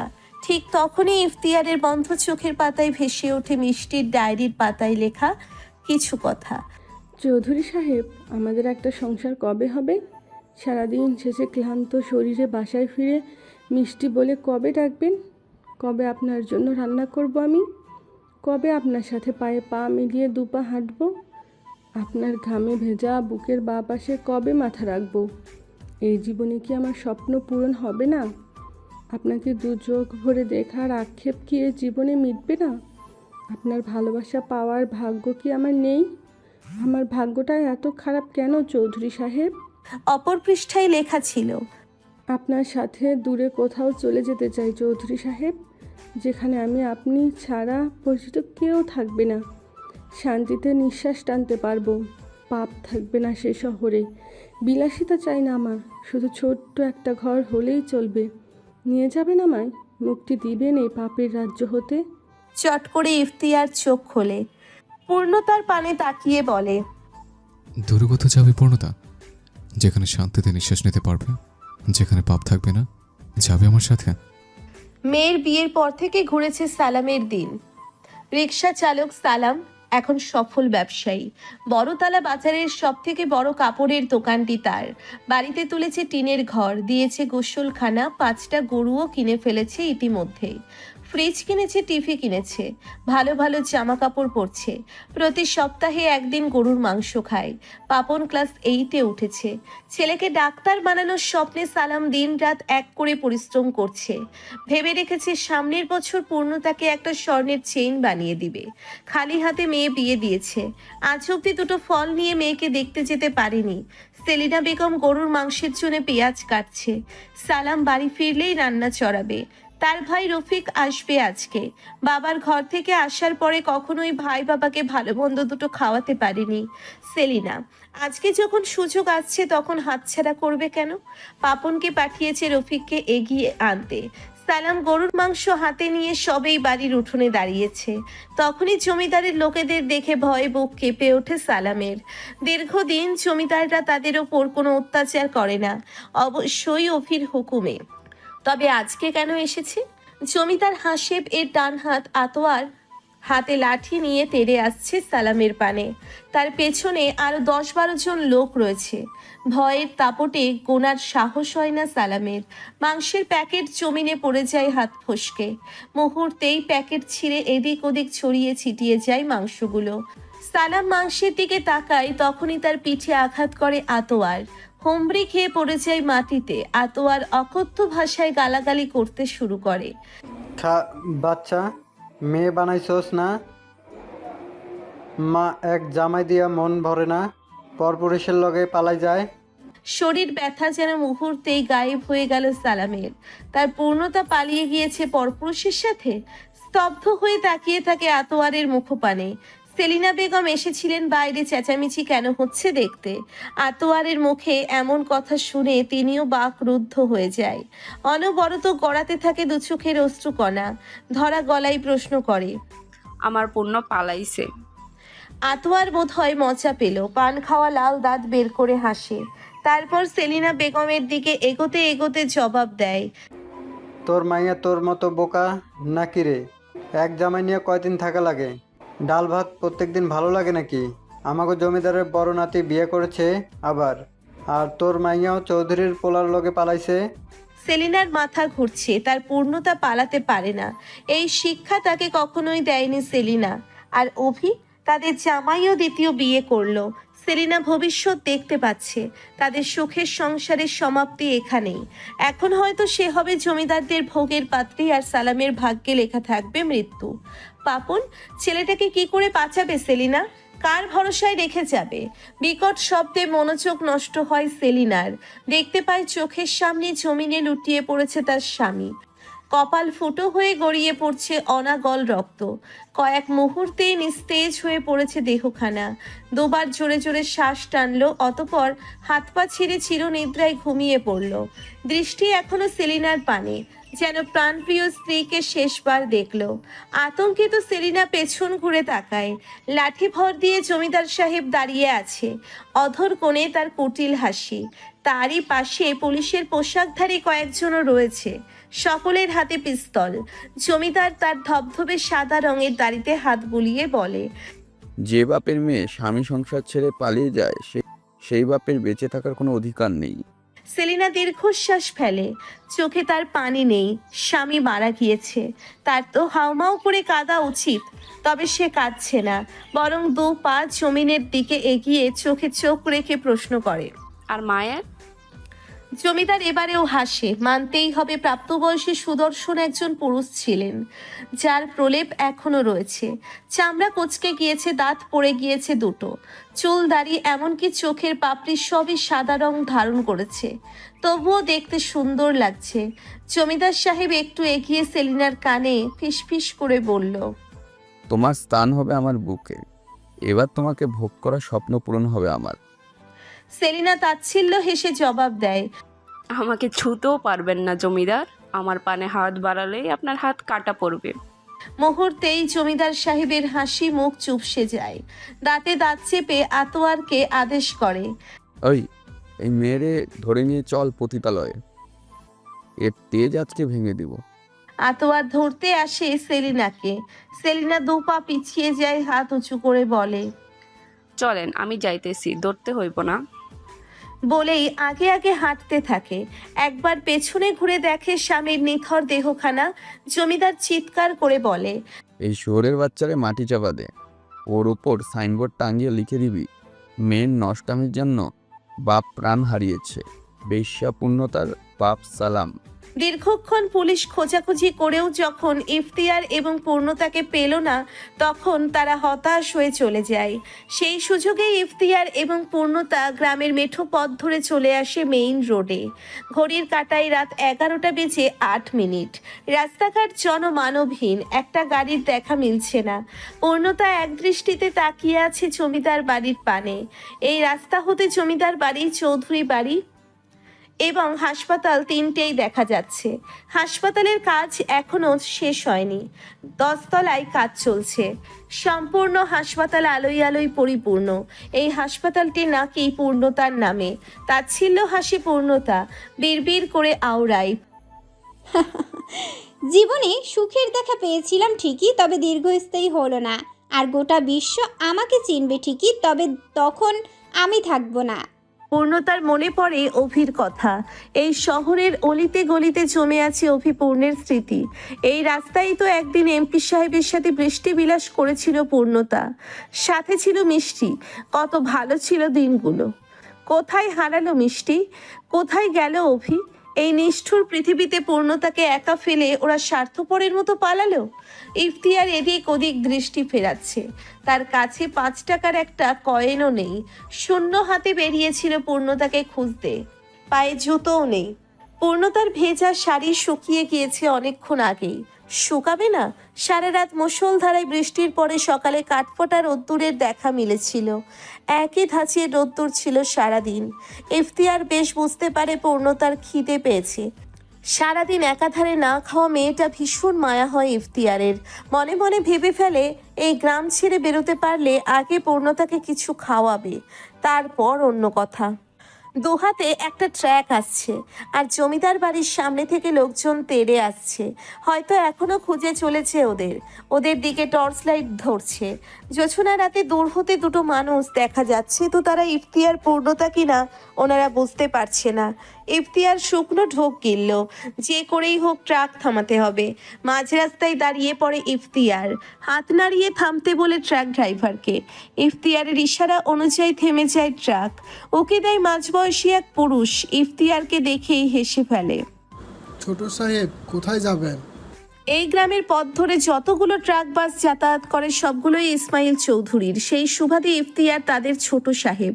ইফতিয়ার অনুরোধের সুরে লোকটিকে বলে, ভাই, আমাদের নিয়ে যাবে তোমার সাথে? সামনে কোথাও নামিয়ে দিলে চলবে। ছোট সাহেব এভাবে কেন বলছেন? অবশ্যই নিব, আপনাদের দোয়ায় খেয়ে পরে বেঁচে আছি। ইফতিয়ার মাথা নিচু করে বলে, আমার কাছে কিন্তু কোনো টাকা নেই। লাগবে না সাহেব, উঠে আসুন। সাথে কে, ভাবি? হ্যাঁ, আমাদের ভাবি, জমিদার বাড়ির বড়নাথ বউ। লোকটি বেশ অবাক হয়, তার চোখে মুখে প্রশ্ন। ইফতিয়ার বুঝতে পারে। যেতে যেতে বলবো, পূর্ণতা উঠতে পারবে না একা? পূর্ণতা মাথা নাড়িয়ে উঠে পড়ে। ইফতিয়ারও উঠে পড়ে। ট্র্যাক চলতে শুরু করে। পূর্ণতা বিড়বিড় করে বলে, আবার ফিরবো এই শহরে। আমাকে ঠকানো প্রতিটা মানুষকে কঠোর হাতে কঠোর শাস্তি প্রদান করব, প্রতিজ্ঞা করলাম। ইফতিয়ার আসমান পানে তাকিয়ে বিড়বিড় করে বলে, মিষ্টি, আমার সাথে কথা বলো, আমাকে সাহস দাও, পথ দেখাও। কোথায় খুঁজে পাবো অভিকে? পূর্ণতার দায়িত্ব যে আমি আর নিতে পারছি না। মিষ্টি বোধহয় খিলখিল করে হেসে উঠল, উচ্চস্বরে বলল, চৌধুরী সাহেব, আপনি দায়িত্ব এড়াতে ভালোবাসেন, বড্ড স্বার্থপর। হঠাৎ সামনে থেকে লোকজনের আওয়াজ আসে। থেমে যায় ট্রাক। শ্বশুর বাড়ি থেকে মিথ্যে অপবাদ দিয়ে তাড়িয়ে দেওয়ার পরে অনামিকা বেগমের ঠাঁই হয়েছিল বাবার বাড়ি। বৃদ্ধা বাবা মায়ের কথার অবাধ্য হয়ে একদিন ঘর ছেড়েছিল। ভাগ্য আবার তাকে দাঁড় করিয়েছিল সেই বাবা মায়ের সম্মুখে। গোটা দুনিয়া যখন কলঙ্কিনী বলে অনামিকাকে তাচ্ছিল্য করছিল, তখন বাবা মা পরম মমতায় ঠাঁই দিয়েছিল বুকে। ভালোবেসে আগলে নিয়েছিল। নতুন করে বাঁচার স্বপ্ন দেখছিল, নতুন করে বাঁচার স্বপ্ন দেখাচ্ছিল। কিন্তু বেশি দিন টিকতে পারেনি। শোক কপালে সয় না যে। 15 দিন পরেই যেখানে উপস্থিত হয়েছিল, কিন্তু বেশি দিন টিকতে পারেনি। সুখ কপালে সয় না যে। 15 দিন পরেই সেখানে উপস্থিত হয়েছিল মনোয়ার। অনামিকাকে বাড়ি ফিরিয়ে আনার প্রস্তাব রাখে। ভালোবাসা অন্ধ অনামিকা মনোয়ারের সেই প্রস্তাব এড়িয়ে যেতে পারেনি। স্বামী সন্তান নিয়ে সুখে সংসার করার লোভ আষ্ঠে পৃষ্ঠে জড়িয়ে ধরেছিল তাকে। তাই তো বেঈমান স্বামীর হাত ধরে দ্বিতীয়বারের মতো বাবার ঘর ছেড়েছিল। এবারেও অনামিকার হতভাগা বাবা মা বারবার মেয়েকে বারণ করছিল, দ্বিতীয়বার ভুল না করার অনুরোধ জানাচ্ছিল। এবারেও বাবা মায়ের চোখের পানির মূল্য দেয়নি অনামিকা। মাঝ রাস্তায় এসে মনোয়ার কুটিল হাসে, ছেড়ে দেয় অনামিকার হাত। জমিদার বাড়ির রাস্তার বিপরীত রাস্তায় পা বাড়ায়। ভয়ে আতঙ্কিত অনামিকা স্বামীর হাত ধরে মুঠো করে। মনোয়ার ছাড়ানোর চেষ্টা করলেও ছাড়ে না। কোথায় নিয়ে যাচ্ছে প্রশ্ন করার সাহস হয় না। স্বামী তো নরকে নিয়ে গেলেও সেখানে যেতে হবে। সত্যি নরকেই বটে। জমিদারদের তৈরি পতিতালয়ে নিয়ে যায় অনামিকাকে। সব থেকে পয়সাওয়ালা পুরুষের হাতে তুলে দেয় প্রাণপ্রিয় স্ত্রীকে এবং লোকটার থেকে নেয় মোটা অঙ্কের টাকা। সেই দিন থেকে দীর্ঘ 4 বছর কাটিয়ে দেয় পতিতালয়ে। বিভিন্ন পুরুষের কাছে নিজেকে সঁপে দেওয়াই ছিল অনামিকার কাজ। আফসোস হতো না আর, মেনে নিয়েছিল ভাগ্যের লিখন। কিন্তু হঠাৎ ভাগ্য বদলাতে সেখানে আগমন ঘটে অভিরাজের। জন্মদাত্রী মাতার এমন বেহাল দশা দেখে বাবার প্রতি ঘৃণা বাড়তে থাকে। প্রতিজ্ঞা করে নিজ হাতে জমিদার বাড়ির প্রতিটা মানুষকে ধ্বংস করার। সেই দিন কৌশলে অনামিকাকে নিয়ে পালিয়ে আসে পতিতালয় থেকে। লোকসমাজে রটিয়ে দেয় মারা গেছে অনামিকা। মনোয়ারের বিশ্বাস করতে কষ্ট হলেও ছেলের কথা মেনে নেয়। অভি তার মা এবং বৃদ্ধা নানা নানুকে নিয়ে শহর ছাড়ে। জমিদার বাড়ি থেকে চুরি করে এনেছিল কিছু টাকা। সেই টাকা দিয়ে নতুন শহরে নতুন ভিটে মাটির ব্যবস্থা করে। টিনের ছোট্ট ঘর তৈরি করে নেয়। সেই থেকে সেখানেই বসবাস শুরু হয় অনামিকার। শুরু হয় নতুন জীবন। প্রতি মাসেই অভি 2-3 দিন মায়ের সাথে কাটায়। সেটা জমিদার বাড়ির লোকজনদের দৃষ্টির অগোচরে। ঢাকা শহর নিঃসন্দেহে একটা ব্যস্ত নগরী। এখানে মানুষ সর্বক্ষণ ছুটে চলে নিজ ধান্দায়। এক দণ্ডও কেউ স্থির থাকে না। ওদের কি জীবন উপভোগ করার ইচ্ছে জাগে না? অবশ্য জীবন উপভোগ করবে কি করে? সৌন্দর্যের ছিটে ফোটাও নেই এখানে। গ্রামের মতো শান্তি নিঃশ্বাস টানার মতো কায়দা নেই। পচা গদ্ধ লোকজনের শোরগোল, কুকুরের ঘেউ ঘেউ আওয়াজ, যানবাহনের অযাচিত শব্দ দূষণ, সব মিলিয়ে পূর্ণতা চট করে ঢাকা শহরের নাম দিয়ে ফেলে অশান্তির নগর। এই অশান্তির নগরে মানুষ বসবাস করে কিভাবে? উঁচু উঁচু বিল্ডিং দেখা যাচ্ছে। এই বদ্ধ বিল্ডিং এ মানুষ থাকে কি করে? আলো বাতাসের ছিটে ফোটাও তো বোধহয় ঢুকতে পারে না এখানে। ভোরের আলো ফোটার সঙ্গে সঙ্গেই ব্যস্ত নগরীতে পৌঁছিয়েছে ওরা। ইফতিয়ার সর্বপ্রথম পূর্ণতাকে নিয়ে ছোটখাটো একটা ভাতের হোটেলে ঢুকে পড়ে, কিন্তু সেখানে ভাত নেই। সকালের খাবারে তৈরি হচ্ছে রুটি, ডাল, সবজি এবং ডিম ভাজি। এসব একদমই খেতে ইচ্ছে করছে না পূর্ণতার, তবুও জোর করে খেয়েছে। খাওয়া দাওয়া পর্ব চুকিয়ে আপাতত ওরা ব্যস্ত নগরীর যানজট দেখছে। পাশ দিয়ে কয়েকটা লোক আসছে। কিছু পুরুষ মানুষ বরাবরই চরিত্রহীন, মেয়ে দেখলেই তাদের ছুঁয়ে দিতে ইচ্ছে করে। ইফতিয়ার ঠিক বুঝতে পারে লোকগুলো পূর্ণতার গা ছুঁয়ে যাবে, তাই অতি সন্তর্পণে পূর্ণতার ডান হাতটা নিজের হাতের মুঠোয় পুরে নিয়ে নিজের সামনে দাঁড় করিয়ে দেয়। পরপরই ছেড়ে দেয় হাত। কেমন অস্বস্তি হচ্ছে, মনে হচ্ছে সকলেই এই দিকে তাকিয়ে আছে। মিষ্টিও রয়েছে এখানে, কোমরে হাত দিয়ে তীক্ষ্ণ দৃষ্টিতে তাকাচ্ছে ইফতিয়ারের পানে, যেন মারবে। অভিরাজও রয়েছে এখানে, চিৎকার করে বলছে। শুকনো ঢোক গিলে মাথা নিচু করে ফেলে ইফতিয়ার। পূর্ণতা ছোট ছোট নয়নে তাকিয়ে আছে ইফতিয়ারের পানে। হাত ধরেছিল বেশ, বুঝেছে পূর্ণতা, এবং এই মুহূর্তে অস্বস্তিতে ভুগছে এটাও ধরতে পেরেছে। ঘটনা এড়াতে পূর্ণতা বলে ওঠে, চৌধুরী সাহেব চলুন, এখান থেকে ভালো লাগছে না। ইফতিয়ার মাথা নেড়ে রিক্সা ডাকে। এখানকার রিক্সাওয়ালাগুলো বেকার যুবকদের মতো এক কোনায় বসে সিগারেট ফুঁকছে। অতিরিক্ত জনমানব হলেও রিক্সায় ওঠার মতো মানুষের বড্ড অভাব। ট্রাক ড্রাইভারের থেকে 2000 টাকা রেখেছে ইফতিয়ার, ধার নিয়েছে, ওয়াদা করেছে সঠিক সময়ে ফেরত দিবে। রিক্সা ছুটে চলেছে আপন গতিতে। পূর্ণতা বুক ভরে শ্বাস টানে। এতক্ষণ যেন শ্বাস আটকে ছিল। চোখ ঘুরিয়ে দেখতে থাকে চারিপাশ। না, ঢাকা শহর এতটাও খারাপ নয়। সৌন্দর্য এখানেও রয়েছে। দূরে একটা 10 তলা বিল্ডিং এর পানে নজর পড়ে পূর্ণতার। এত উঁচু বিল্ডিং দেখে চট করেই গুনে ফেলে। 5 তলার সাইনবোর্ডের পানে নজর আটকায়। স্পষ্ট ভাষায় গোটা গোটা অক্ষরে লেখা আছে ইফতিয়ার চৌধুরী। পূর্ণতা ভেবে পায় না এখানে কেন চৌধুরীর নাম লেখা হয়েছে। জানার আগ্রহ বাড়ে। পাশ ফিরে তাকায় মানুষটার পানে, কিন্তু উদাসীন দৃষ্টি দেখে প্রশ্ন করার ইচ্ছেটা দমে যায়। ইফতিয়ার আসমান পানে তাকায়, ভাবতে থাকে সামনে কি হবে। পূর্ণতাকে নিয়ে যাবে, তারপর ইফতিয়ার কি করবে? কে রইল ইফতিয়ারের জন্যে? বাবা মা, বোন, প্রেমিকা কিংবা পছন্দের নারী কেউ থাকবে না। দিন শেষে নিঃসঙ্গতাই ইফতিয়ারের একমাত্র সঙ্গী হবে। একা জীবন কিভাবে কাটাবে? হঠাৎ করে পূর্ণতার থেকে কিছু পাওয়ার লোভ জাগে এবং তখনই নিজ মনোভাব প্রকাশ করে ফেলে। পূর্ণতা, তোমাকে আমি সর্বক্ষণ সাহায্য করেছে, ছায়ার মতো পাশে থেকেছে। তার বিনিময়ে যদি কখনো কিছু চাই, তুমি আমি স্বার্থপর ভাববে? আমার ঋণ মিটিয়ে দিবে না? পূর্ণতা মনে মনে বলে ওঠে, ওহ, তাহলে গভীর মনোযোগ দিয়ে চৌধুরী সাহেব এটাই ভাবছিল। মনে মনে এক দফা হেসে নেয়। এত হতে চিন্তার মাঝেও পূর্ণতার হৃদয়ে দোলা দিচ্ছে। মনে মনে বলছে, তুই যা চাচ্ছিস তাই রয়েছে তোর গন্তব্যে। ধাপে ধাপে এগিয়ে যাচ্ছিস তোর এমপি সাহেবের নিকট। আমাকে আমার স্বামীর কাছে পৌঁছে দিন, আমি আপনার ঋণ মিটিয়ে দিব। এমন কিছু উপহার দিব, সেই উপহার আপনার ঠোঁটের কোণে হাসির কারণ হবে, বেঁচে থাকার অনুপ্রেরণা জাগাবে, প্রতি মুহূর্তে সুখের জোয়ারে ভাসাবে আপনাকে, কথা দিলাম। ইফতিয়ার হাসে, বুকটা হালকা হলো। মনে মনে আওড়ায়, তোমার পেটে বেড়ে ওঠে ছোট্ট প্রাণটাকে আমি কেড়ে নেব পূর্ণতা। সারা জীবন ঠকেছে, শেষ সময়টা একটু শান্তিতে বাঁচতে চাই, একটু ভালো থাকতে, আর আমাকে ভালো রাখতে পারবে তোমার অংশ। কোলাহল মুক্ত সুন্দর রাস্তা পেরিয়ে রিক্সা ঢুকে পড়ে আবারও লোক সমাগমে। চারিপাশ থেকে আবারও ভেসে আসতে থাকে কোলাহল। রিক্সা আটকে পড়ে মাঝ রাস্তায়। লম্বা লাইন পড়েছে, একপাশে ট্রাক, প্রাইভেট কার, অপর পাশে রিক্সা, অটো, সিএনজি। পূর্ণতা ভাবতে থাকে এভাবে দাঁড়িয়ে কেন আছে সকলেই।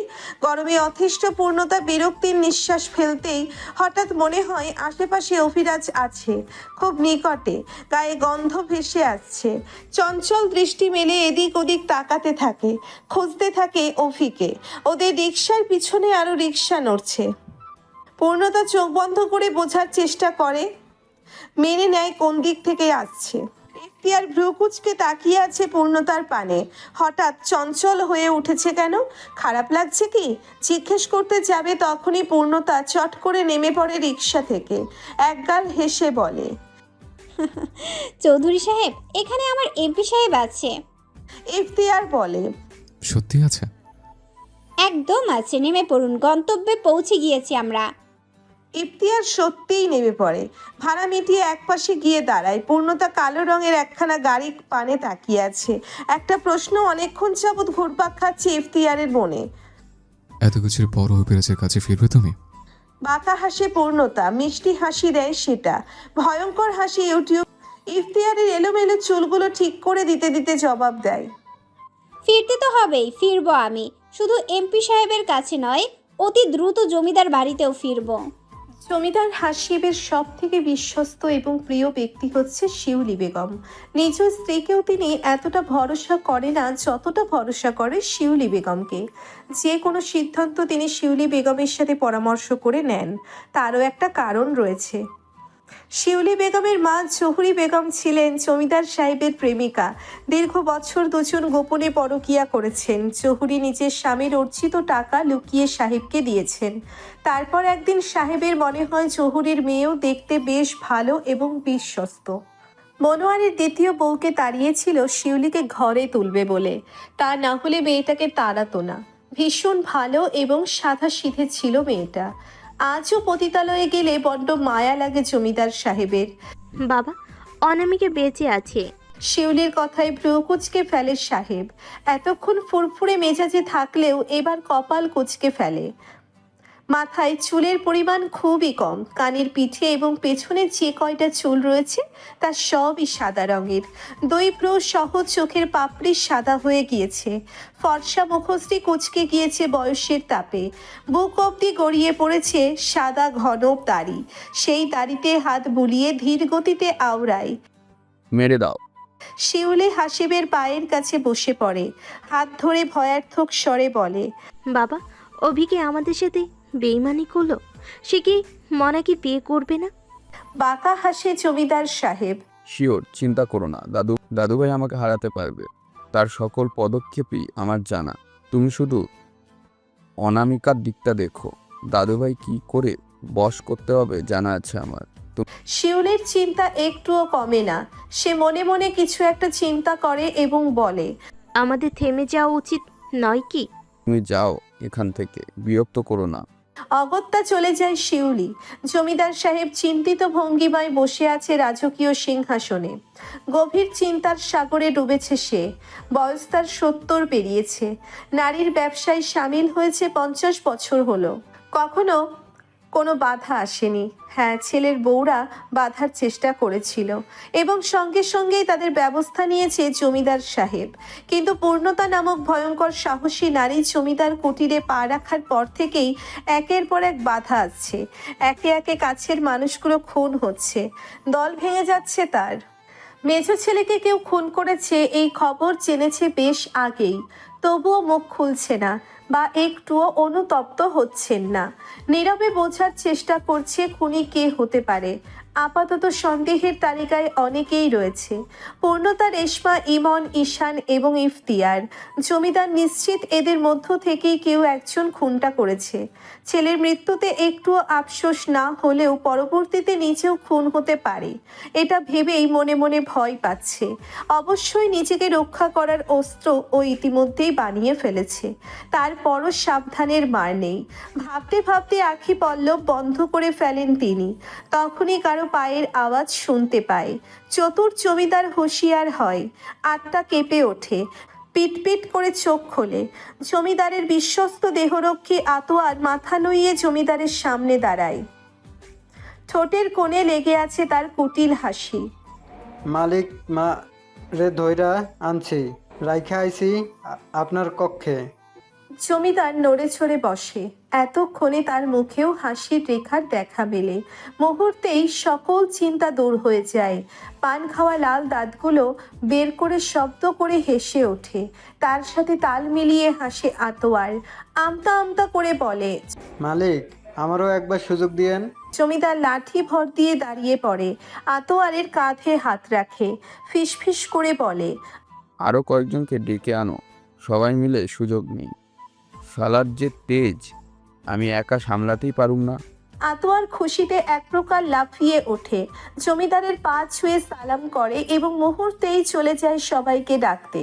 জমিদার তার বুক সমান লম্বা দাড়িগুলোতে হাত বুলায়, বিড়বিড় করে বলে, পূর্ণতা, এবার দেখি কি করিস তুই, বাঁচিয়ে দেখা তোর মাকে। সেলিনা বেগম হাঁটু মুড়ে বসে আছে। বিশাল বড় কক্ষে তাকে রাখা হয়েছে।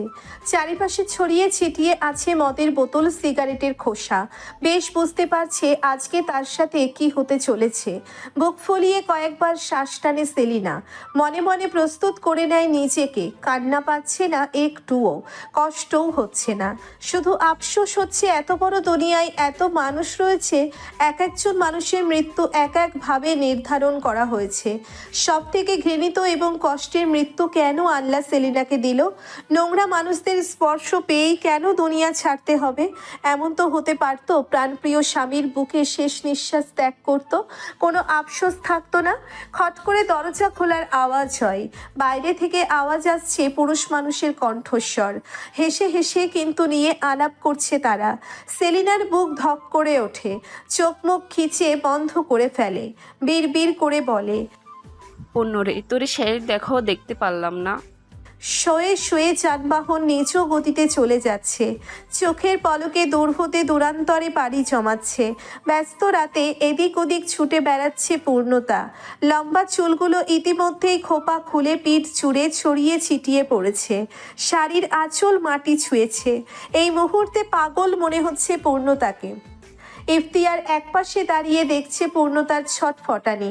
সে জানে আশেপাশে অভি নেই, তবুও জোর দিয়ে থামাতে পারছে না পূর্ণতাকে, বা থামাতে চাইছে না। প্রিয় মানুষটার চোখে অন্য কারোর চিন্তা, মন্দ লাগছে না, তবে পূর্ণতাকে ডেকে বলতে ইচ্ছে করছে, শোনো পূর্ণতা, তুমি যেদিন সুখের সন্তান পেয়ে যাবে সেদিন হতেই আমি দুঃখের সাগরে ভেসে যাব। নিজের দুঃখের সময় কথা চিন্তা করলে মনটা বেইমান হয়ে উঠতে চায়। ক্ষণিকের জন্য তোমার সঙ্গে পেয়ে লোভী হয়ে গেছে আমি। তোমাকে হারাতে ইচ্ছে করে না, কি করি বলো তো? পূর্ণতা নিশ্চয়ই তখন তাচ্ছিল্য হেসে বলবে, লোভ মানুষকে ধ্বংস করে চৌধুরী সাহেব, নিজেকে সামলান। আর মিষ্টি এই কথা শুনলে বলবে, আপনি তো বরাবরই লোভী ছিলেন চৌধুরী সাহেব, তাই তো আমাকে একটু ভালোবাসলেন না, ব্যবহার করলেন। দুঃখের সাগরে আপনাকে ভাসতেই হবে। অন্য কাউকে দুঃখ দিয়ে নিজে কখনোই সুখী হওয়া যায় না। নিচু ভাবনায় হাসি পায় ইফতিয়ারের। চোখের ওপর হাত রেখে শব্দ করে হেসে ওঠে। প্রাণ খোলা ছিল সেই হাসি।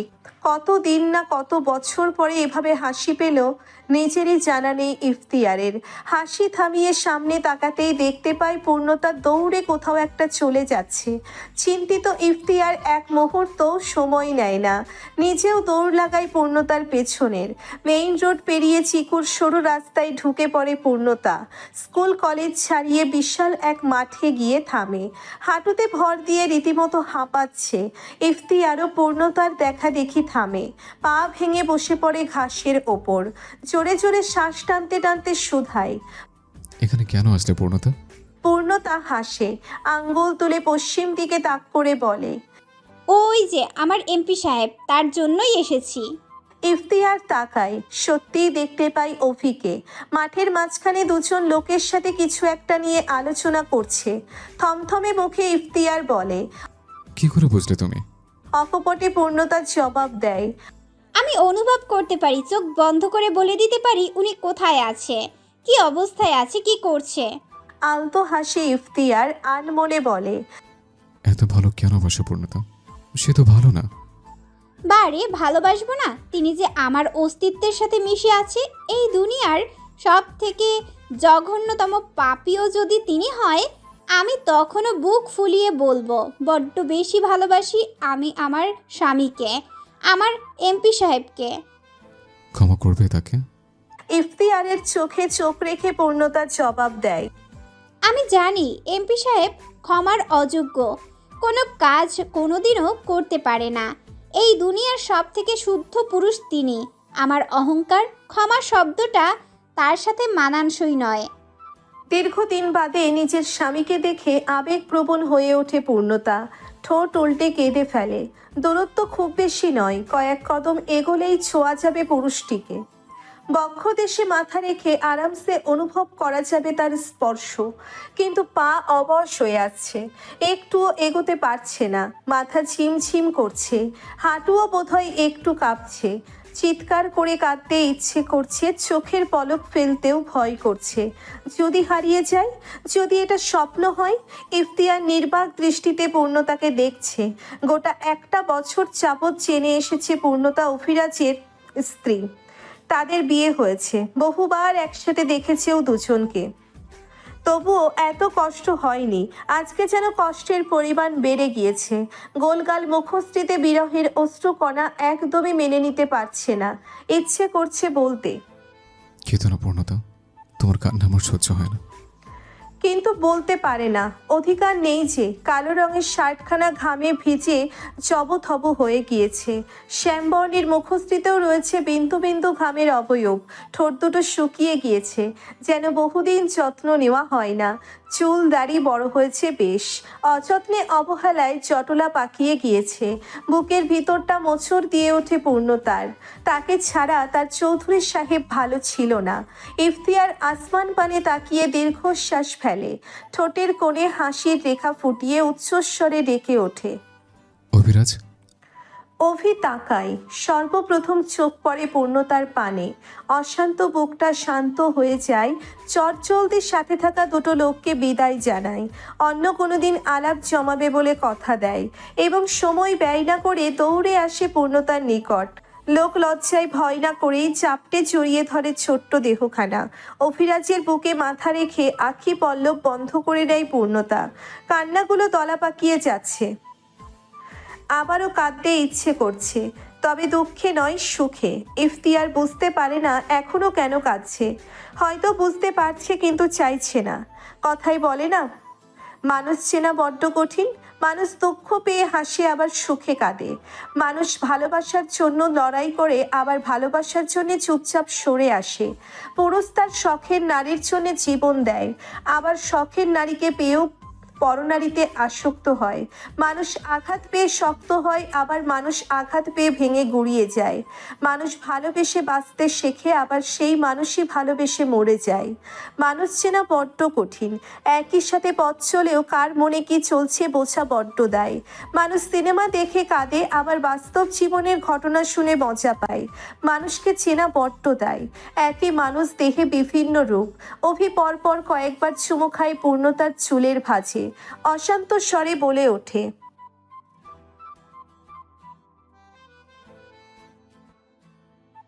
জবাব দেয় না পূর্ণতা। সে তো তৃষ্ণা মেটাতে ব্যস্ত।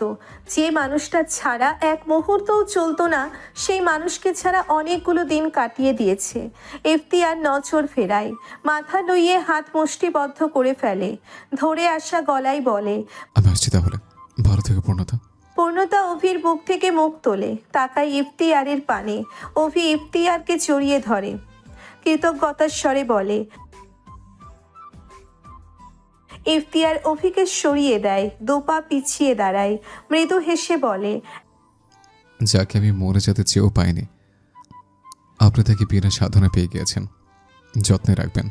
এক মুহূর্তও দাঁড়ায় না ইফতিয়ার। হাতের উল্টো পিঠে চোখের পানি মুছতে মুছতে চলে যায় উল্টো দিকে। পূর্ণতা সেই দিকে তাকিয়ে থাকে। অভি পূর্ণতার কাঁধ জড়িয়ে বলে,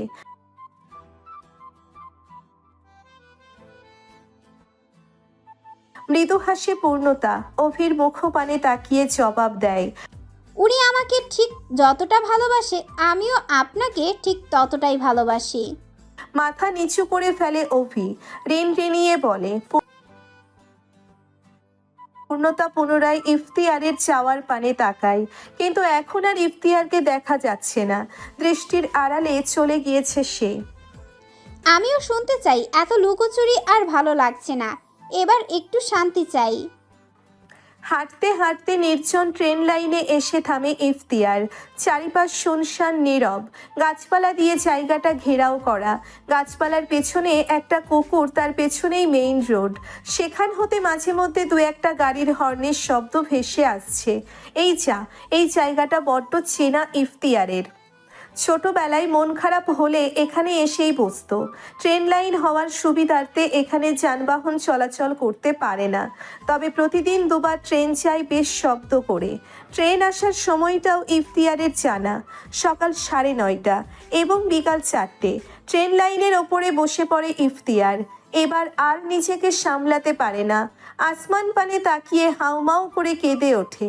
বারংবার হাত দ্বারা আঘাত করতে থাকে নিজের কপালে। উচ্চস্বরে বলে ওঠে, ইয়া আল্লাহ, আমার মরণ দিন, নয়তো সহ্য করার ক্ষমতা দিন। এত কষ্ট আমি সইতে পারছি না। আমার কলিজা পড়ে যাচ্ছে, পাগল হয়ে যাচ্ছে আমি। মিষ্টি রে, আমি নিয়ে যাও। আমার মিষ্টি, তোমাকে প্রয়োজন আমার। কতক্ষণ একই সুরে কেঁদেছে জানা নেই ইফতিয়ারের, তবে দূর হতে ট্রেনের শব্দ ভেসে আসছে। কান খাড়া করে ইফতিয়ার মনকে শুধায়, সমাপ্ত করে দিব কি জীবনের গল্প? এখানে থেমে যাক অস্তিত্ব, মুছে যাক স্মৃতি, ভালোই হবে। হাতের উল্টো পিঠে চোখের পানি মুছে নেয় ইফতিয়ার। তাচ্ছিল্য হেসে শক্ত হয়ে বসে পড়ে। চোখ বন্ধ করে পূর্ণতার মুখখানা স্মরণ করে। তোমাকে কখনো বলা হলো না, তোমার মুখখানা দেখলে আমার কলিজা ঠান্ডা হয়ে যেত। আল্লাহ, বহু আশা নিয়ে তোমার দরবারে হাত পেতেছিলাম। জানামাজে দাঁড়িয়ে চোখের পানি ফেলে চেয়েছিলাম একটা মেয়েকে, কিন্তু তাকে পেলাম না। মেনে নিয়েছিলাম ভাগ্য, বুঝেছিলাম মানুষ যে আমার জন্য তৈরি হয়নি, তাই তো পাগলামি করিনি। কিন্তু আল্লাহ, আপনি আমার হৃদয় থেকে নামটা মুছে দিলেন না, বরং সময়ের সাথে সাথে খোদাই করে লিখে দিলেন। এখন আমি সহ্য করতে পারছি না। কি করব আমি? মরে যেতে ইচ্ছা করছে যে আমার। মনে মনে আওড়াতে আওড়াতে অনুভব করে ট্রেনখানা বড্ড কাছে চলে এসেছে। বসতে চাইলাম তোমার সাথে, বাঁধতে চাইলাম ঘর, স্বপ্ন দেখলাম পাহাড় সমান, কিন্তু হায়, নিয়তি করে দিল পর। হাত ছাড়ুন। স্পষ্ট এবং ঝাঝালো কণ্ঠস্বর ইফতিয়ারের। সামনে দাঁড়ানো মেয়েটি ভ্রু কুঁচকে ফেলে, ছেড়ে দেয় ইফতিয়ারের হাত। যখন ঝড়ের গতিতে ট্রেন ছুটে আসছিল ইফতিয়ারের দিকে, তখনই মেয়েটা টেনে সরিয়ে নিয়েছে তাকে, বাঁচিয়ে দিয়েছে নিশ্চিত মৃত্যুর কবল থেকে। তবুও এতটুকু কৃতজ্ঞতা ফুটে ওঠেনি ইফতিয়ারের চোখে মুখে, বরং বেজায় বিরক্ত সে, যেন মেয়েটি বিশাল বড় কোনো ভুল করে ফেলে। ভারী অকৃতজ্ঞ মানুষ তো আপনি। বাঁচিয়ে দিলাম অথচ ধমকাচ্ছেন। শুনুন সাহেব, এই মিষ্টি যদি এখানে না থাকতো তাহলে এতক্ষণে আপনি আসমানে চলে যেতেন। থমকাই ইফতিয়ার, মাথা তুলে তাকায় মেয়েটির পানে। একদমই মিষ্টির মতো দেখতে নয়, তবুও বুক কাঁপছে। ইতিমধ্যেই হাত পায়ে কাঁপন ধরেছে। মিষ্টি ছিল মায়াবতী, চোখে মুখে ছিল অসম্ভব মায়া। বড় বড় আঁখি পল্লব মেলে যখন চাইতো তখন কলিজা জুড়িয়ে যেত। কথা বলার ধরনও ছিল অন্যরকম। মিষ্টি কখনোই ইফতিয়ারের সাথে উচ্চস্বরে কথা বলতো না, বরং বরাবরই মাথা নইয়ে ধীর গতিতে কথা বলতো। এই মেয়ের স্বভাব, কথা বলার ধরন কিংবা চেহারা কিছুই তো মিষ্টির মতো নয়, তবুও এর নাম মিষ্টি কেন হলো? আর এক দফা বিরক্ত হয় ইফতিয়ার, তবুও ঠোঁটের কোণে একটু হাসি ফোটানোর চেষ্টা করে বলে, ধন্যবাদ। পরপরই উল্টো পথে হাঁটতে শুরু করে। মেয়েটি বেশ অবাক হয়, শুধু ধন্যবাদ বলেই চলে যেতে হবে? সেও পেছন পেছন হাঁটতে শুরু করে। এই যে শুনুন, ধন্যবাদ দিয়ে আমি কি করব? বাঁচিয়েছি আপনাকে। এবার তো একটু পরিচয় বার্তা জিজ্ঞেস করতে পারেন আমার। তা না হনহনিয়ে চলে যাচ্ছেন, এটা কেমন কথা? পা জোড়া থেমে যায় ইফতিয়ারের। 27 বছরের জীবনে বহুবার বহু নারীর হতে প্রেমের প্রস্তাব পেয়েছে।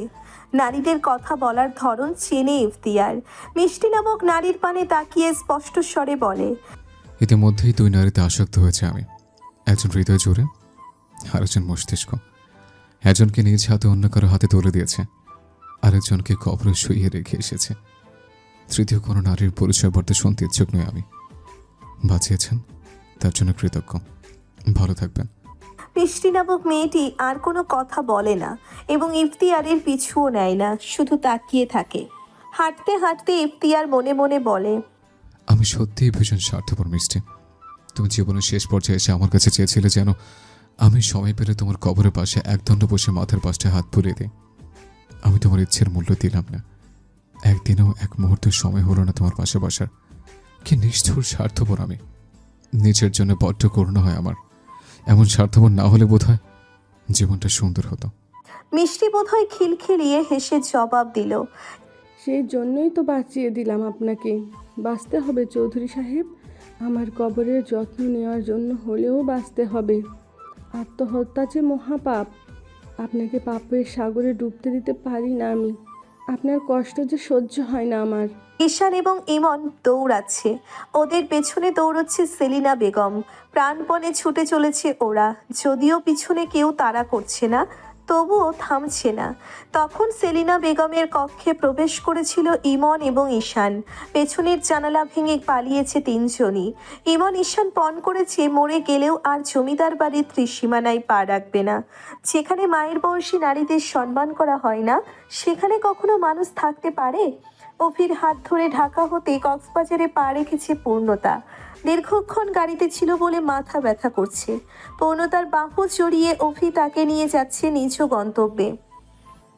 এখনই অভি পূর্ণের শান্তির নিবাসে পা রাখতে চাচ্ছে না, তাই যেখানে এতদিন অভি ছিল সেখানেই নিয়ে যাচ্ছে। সিঁড়ি বেয়ে 3 তলায় উঠে পড়ে। পূর্ণতার অসুবিধার কথা চিন্তা করে চট করে কোলে তুলে নেয়।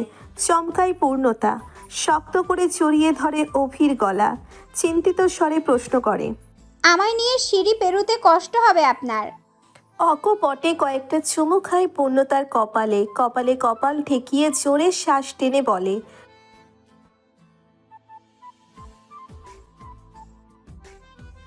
অভিরাজের প্রশস্ত বুকে মাথা ঠেকায় পূর্ণতা। আহা, কতদিন পরে এত সুখের মুহূর্তও বুঝি পূর্ণতার কপালে লেখা ছিল। 10 তলায় উঠে পূর্ণতাকে কোল থেকে নামায় অভি। পকেট হাতড়ে বের করে চাবি। সেই চাবি দ্বারা দরজা খুলে পূর্ণতার হাত ধরে প্রবেশ করে। মুহূর্তেই চমকায় পূর্ণতা, 2 হাতে চোখ ঢেকে চিৎকার করে ওঠে। অভি অবাক হয় না, বরং শান্ত নয়নে তাকায় সামনের ফ্লোরে পড়ে থাকা মনার লাশের পানে। এই তো গতকালই নিজ হাতে খুন করেছে মনাকে। তাড়াহুড়োয় ঢাকা চলে যাওয়াতে লাশ গুম করতে ভুলে গিয়েছিল। অভি পূর্ণতার কাঁধে হাত রাখে, সাবলীল ভাষায় বলে, বুকে হাত দিয়ে চড়ে চড়ে শ্বাস টানতে থাকে পূর্ণতা। অভি দরজা আটকে দেয়, তোপা এগিয়ে সোফায় বসে পড়ে, গা এলিয়ে দেয় কুশন বুকে চেপে, চোখ বন্ধ করে বলে,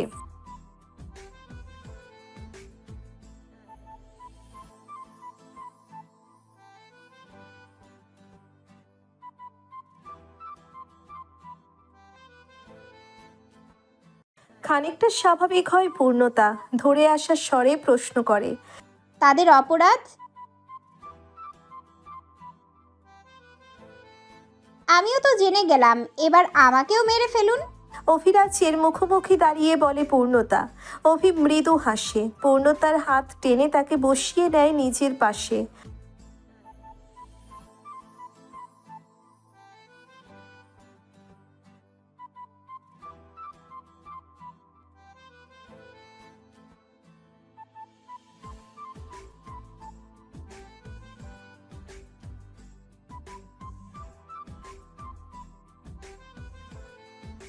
পূর্ণতা তাচ্ছিল্য হাসে, চোখে চোখ রেখে প্রশ্ন করে, জমিদারদের পাপের রাজ্যের মূল পাপী আপনি?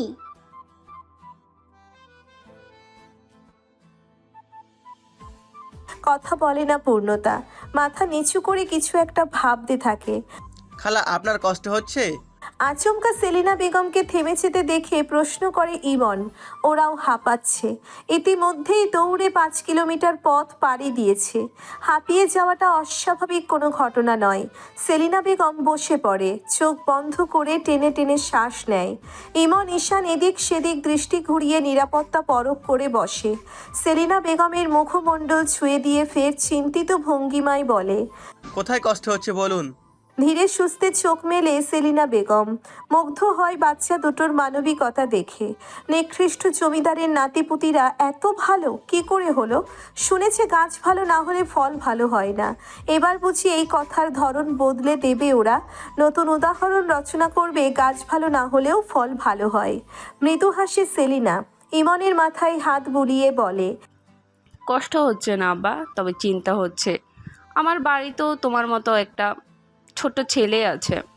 ঈশান চট করেই বলে ওঠে, তাহলে আগে আপনার বাড়িতে চলুন, ওকে নিয়ে এই শহর ছাড়বো আমরা। কোথায় যাব? দাবাহের কাছে, সেখানে ভাবিও রয়েছে। আশার আলো দেখতে পায় সেলিনা। চকচক করে ওঠে চোখ দুটো। অবশেষে সুখের মুখ দেখবে বুঝি?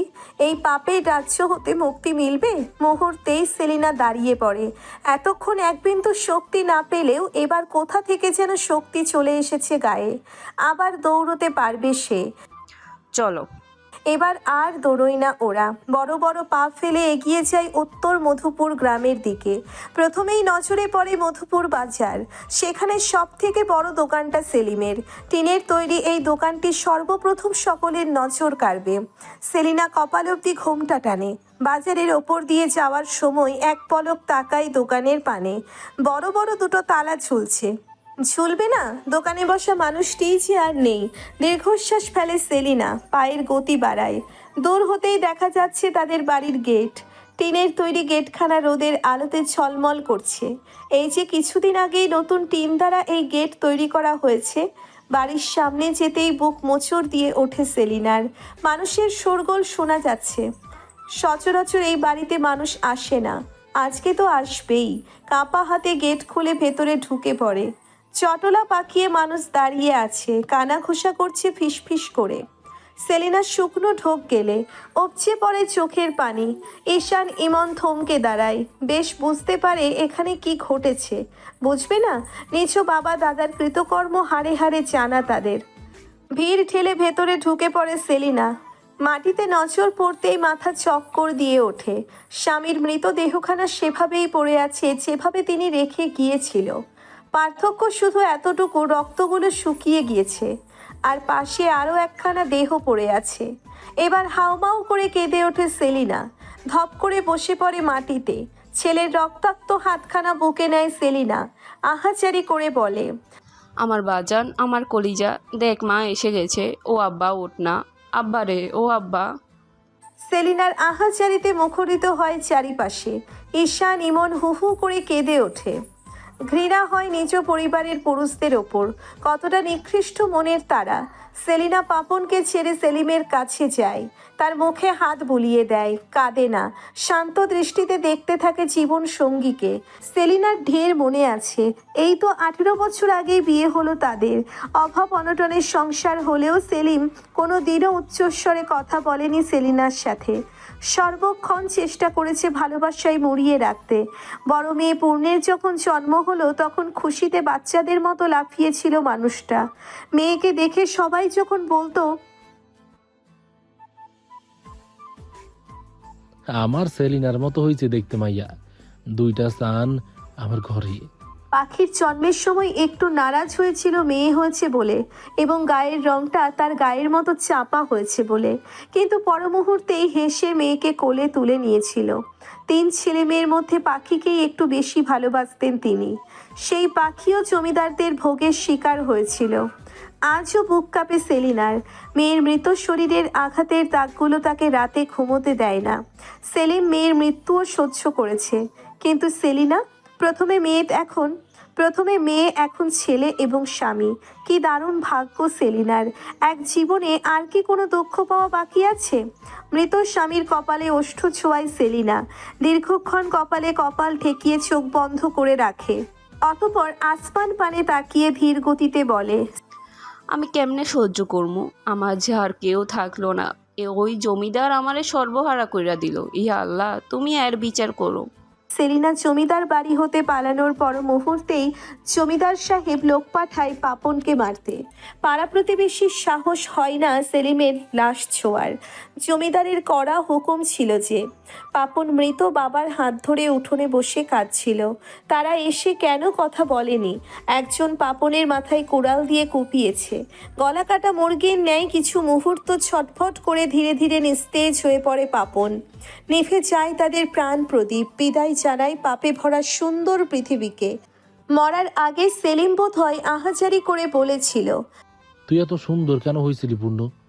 তোর সৌন্দর্য আমার গোটা পরিবারকে শেষ করে দিল। ভালোই তো ছিলাম আমরা, খেয়ে না খেয়ে সুন্দরভাবে বেঁচেছিলাম।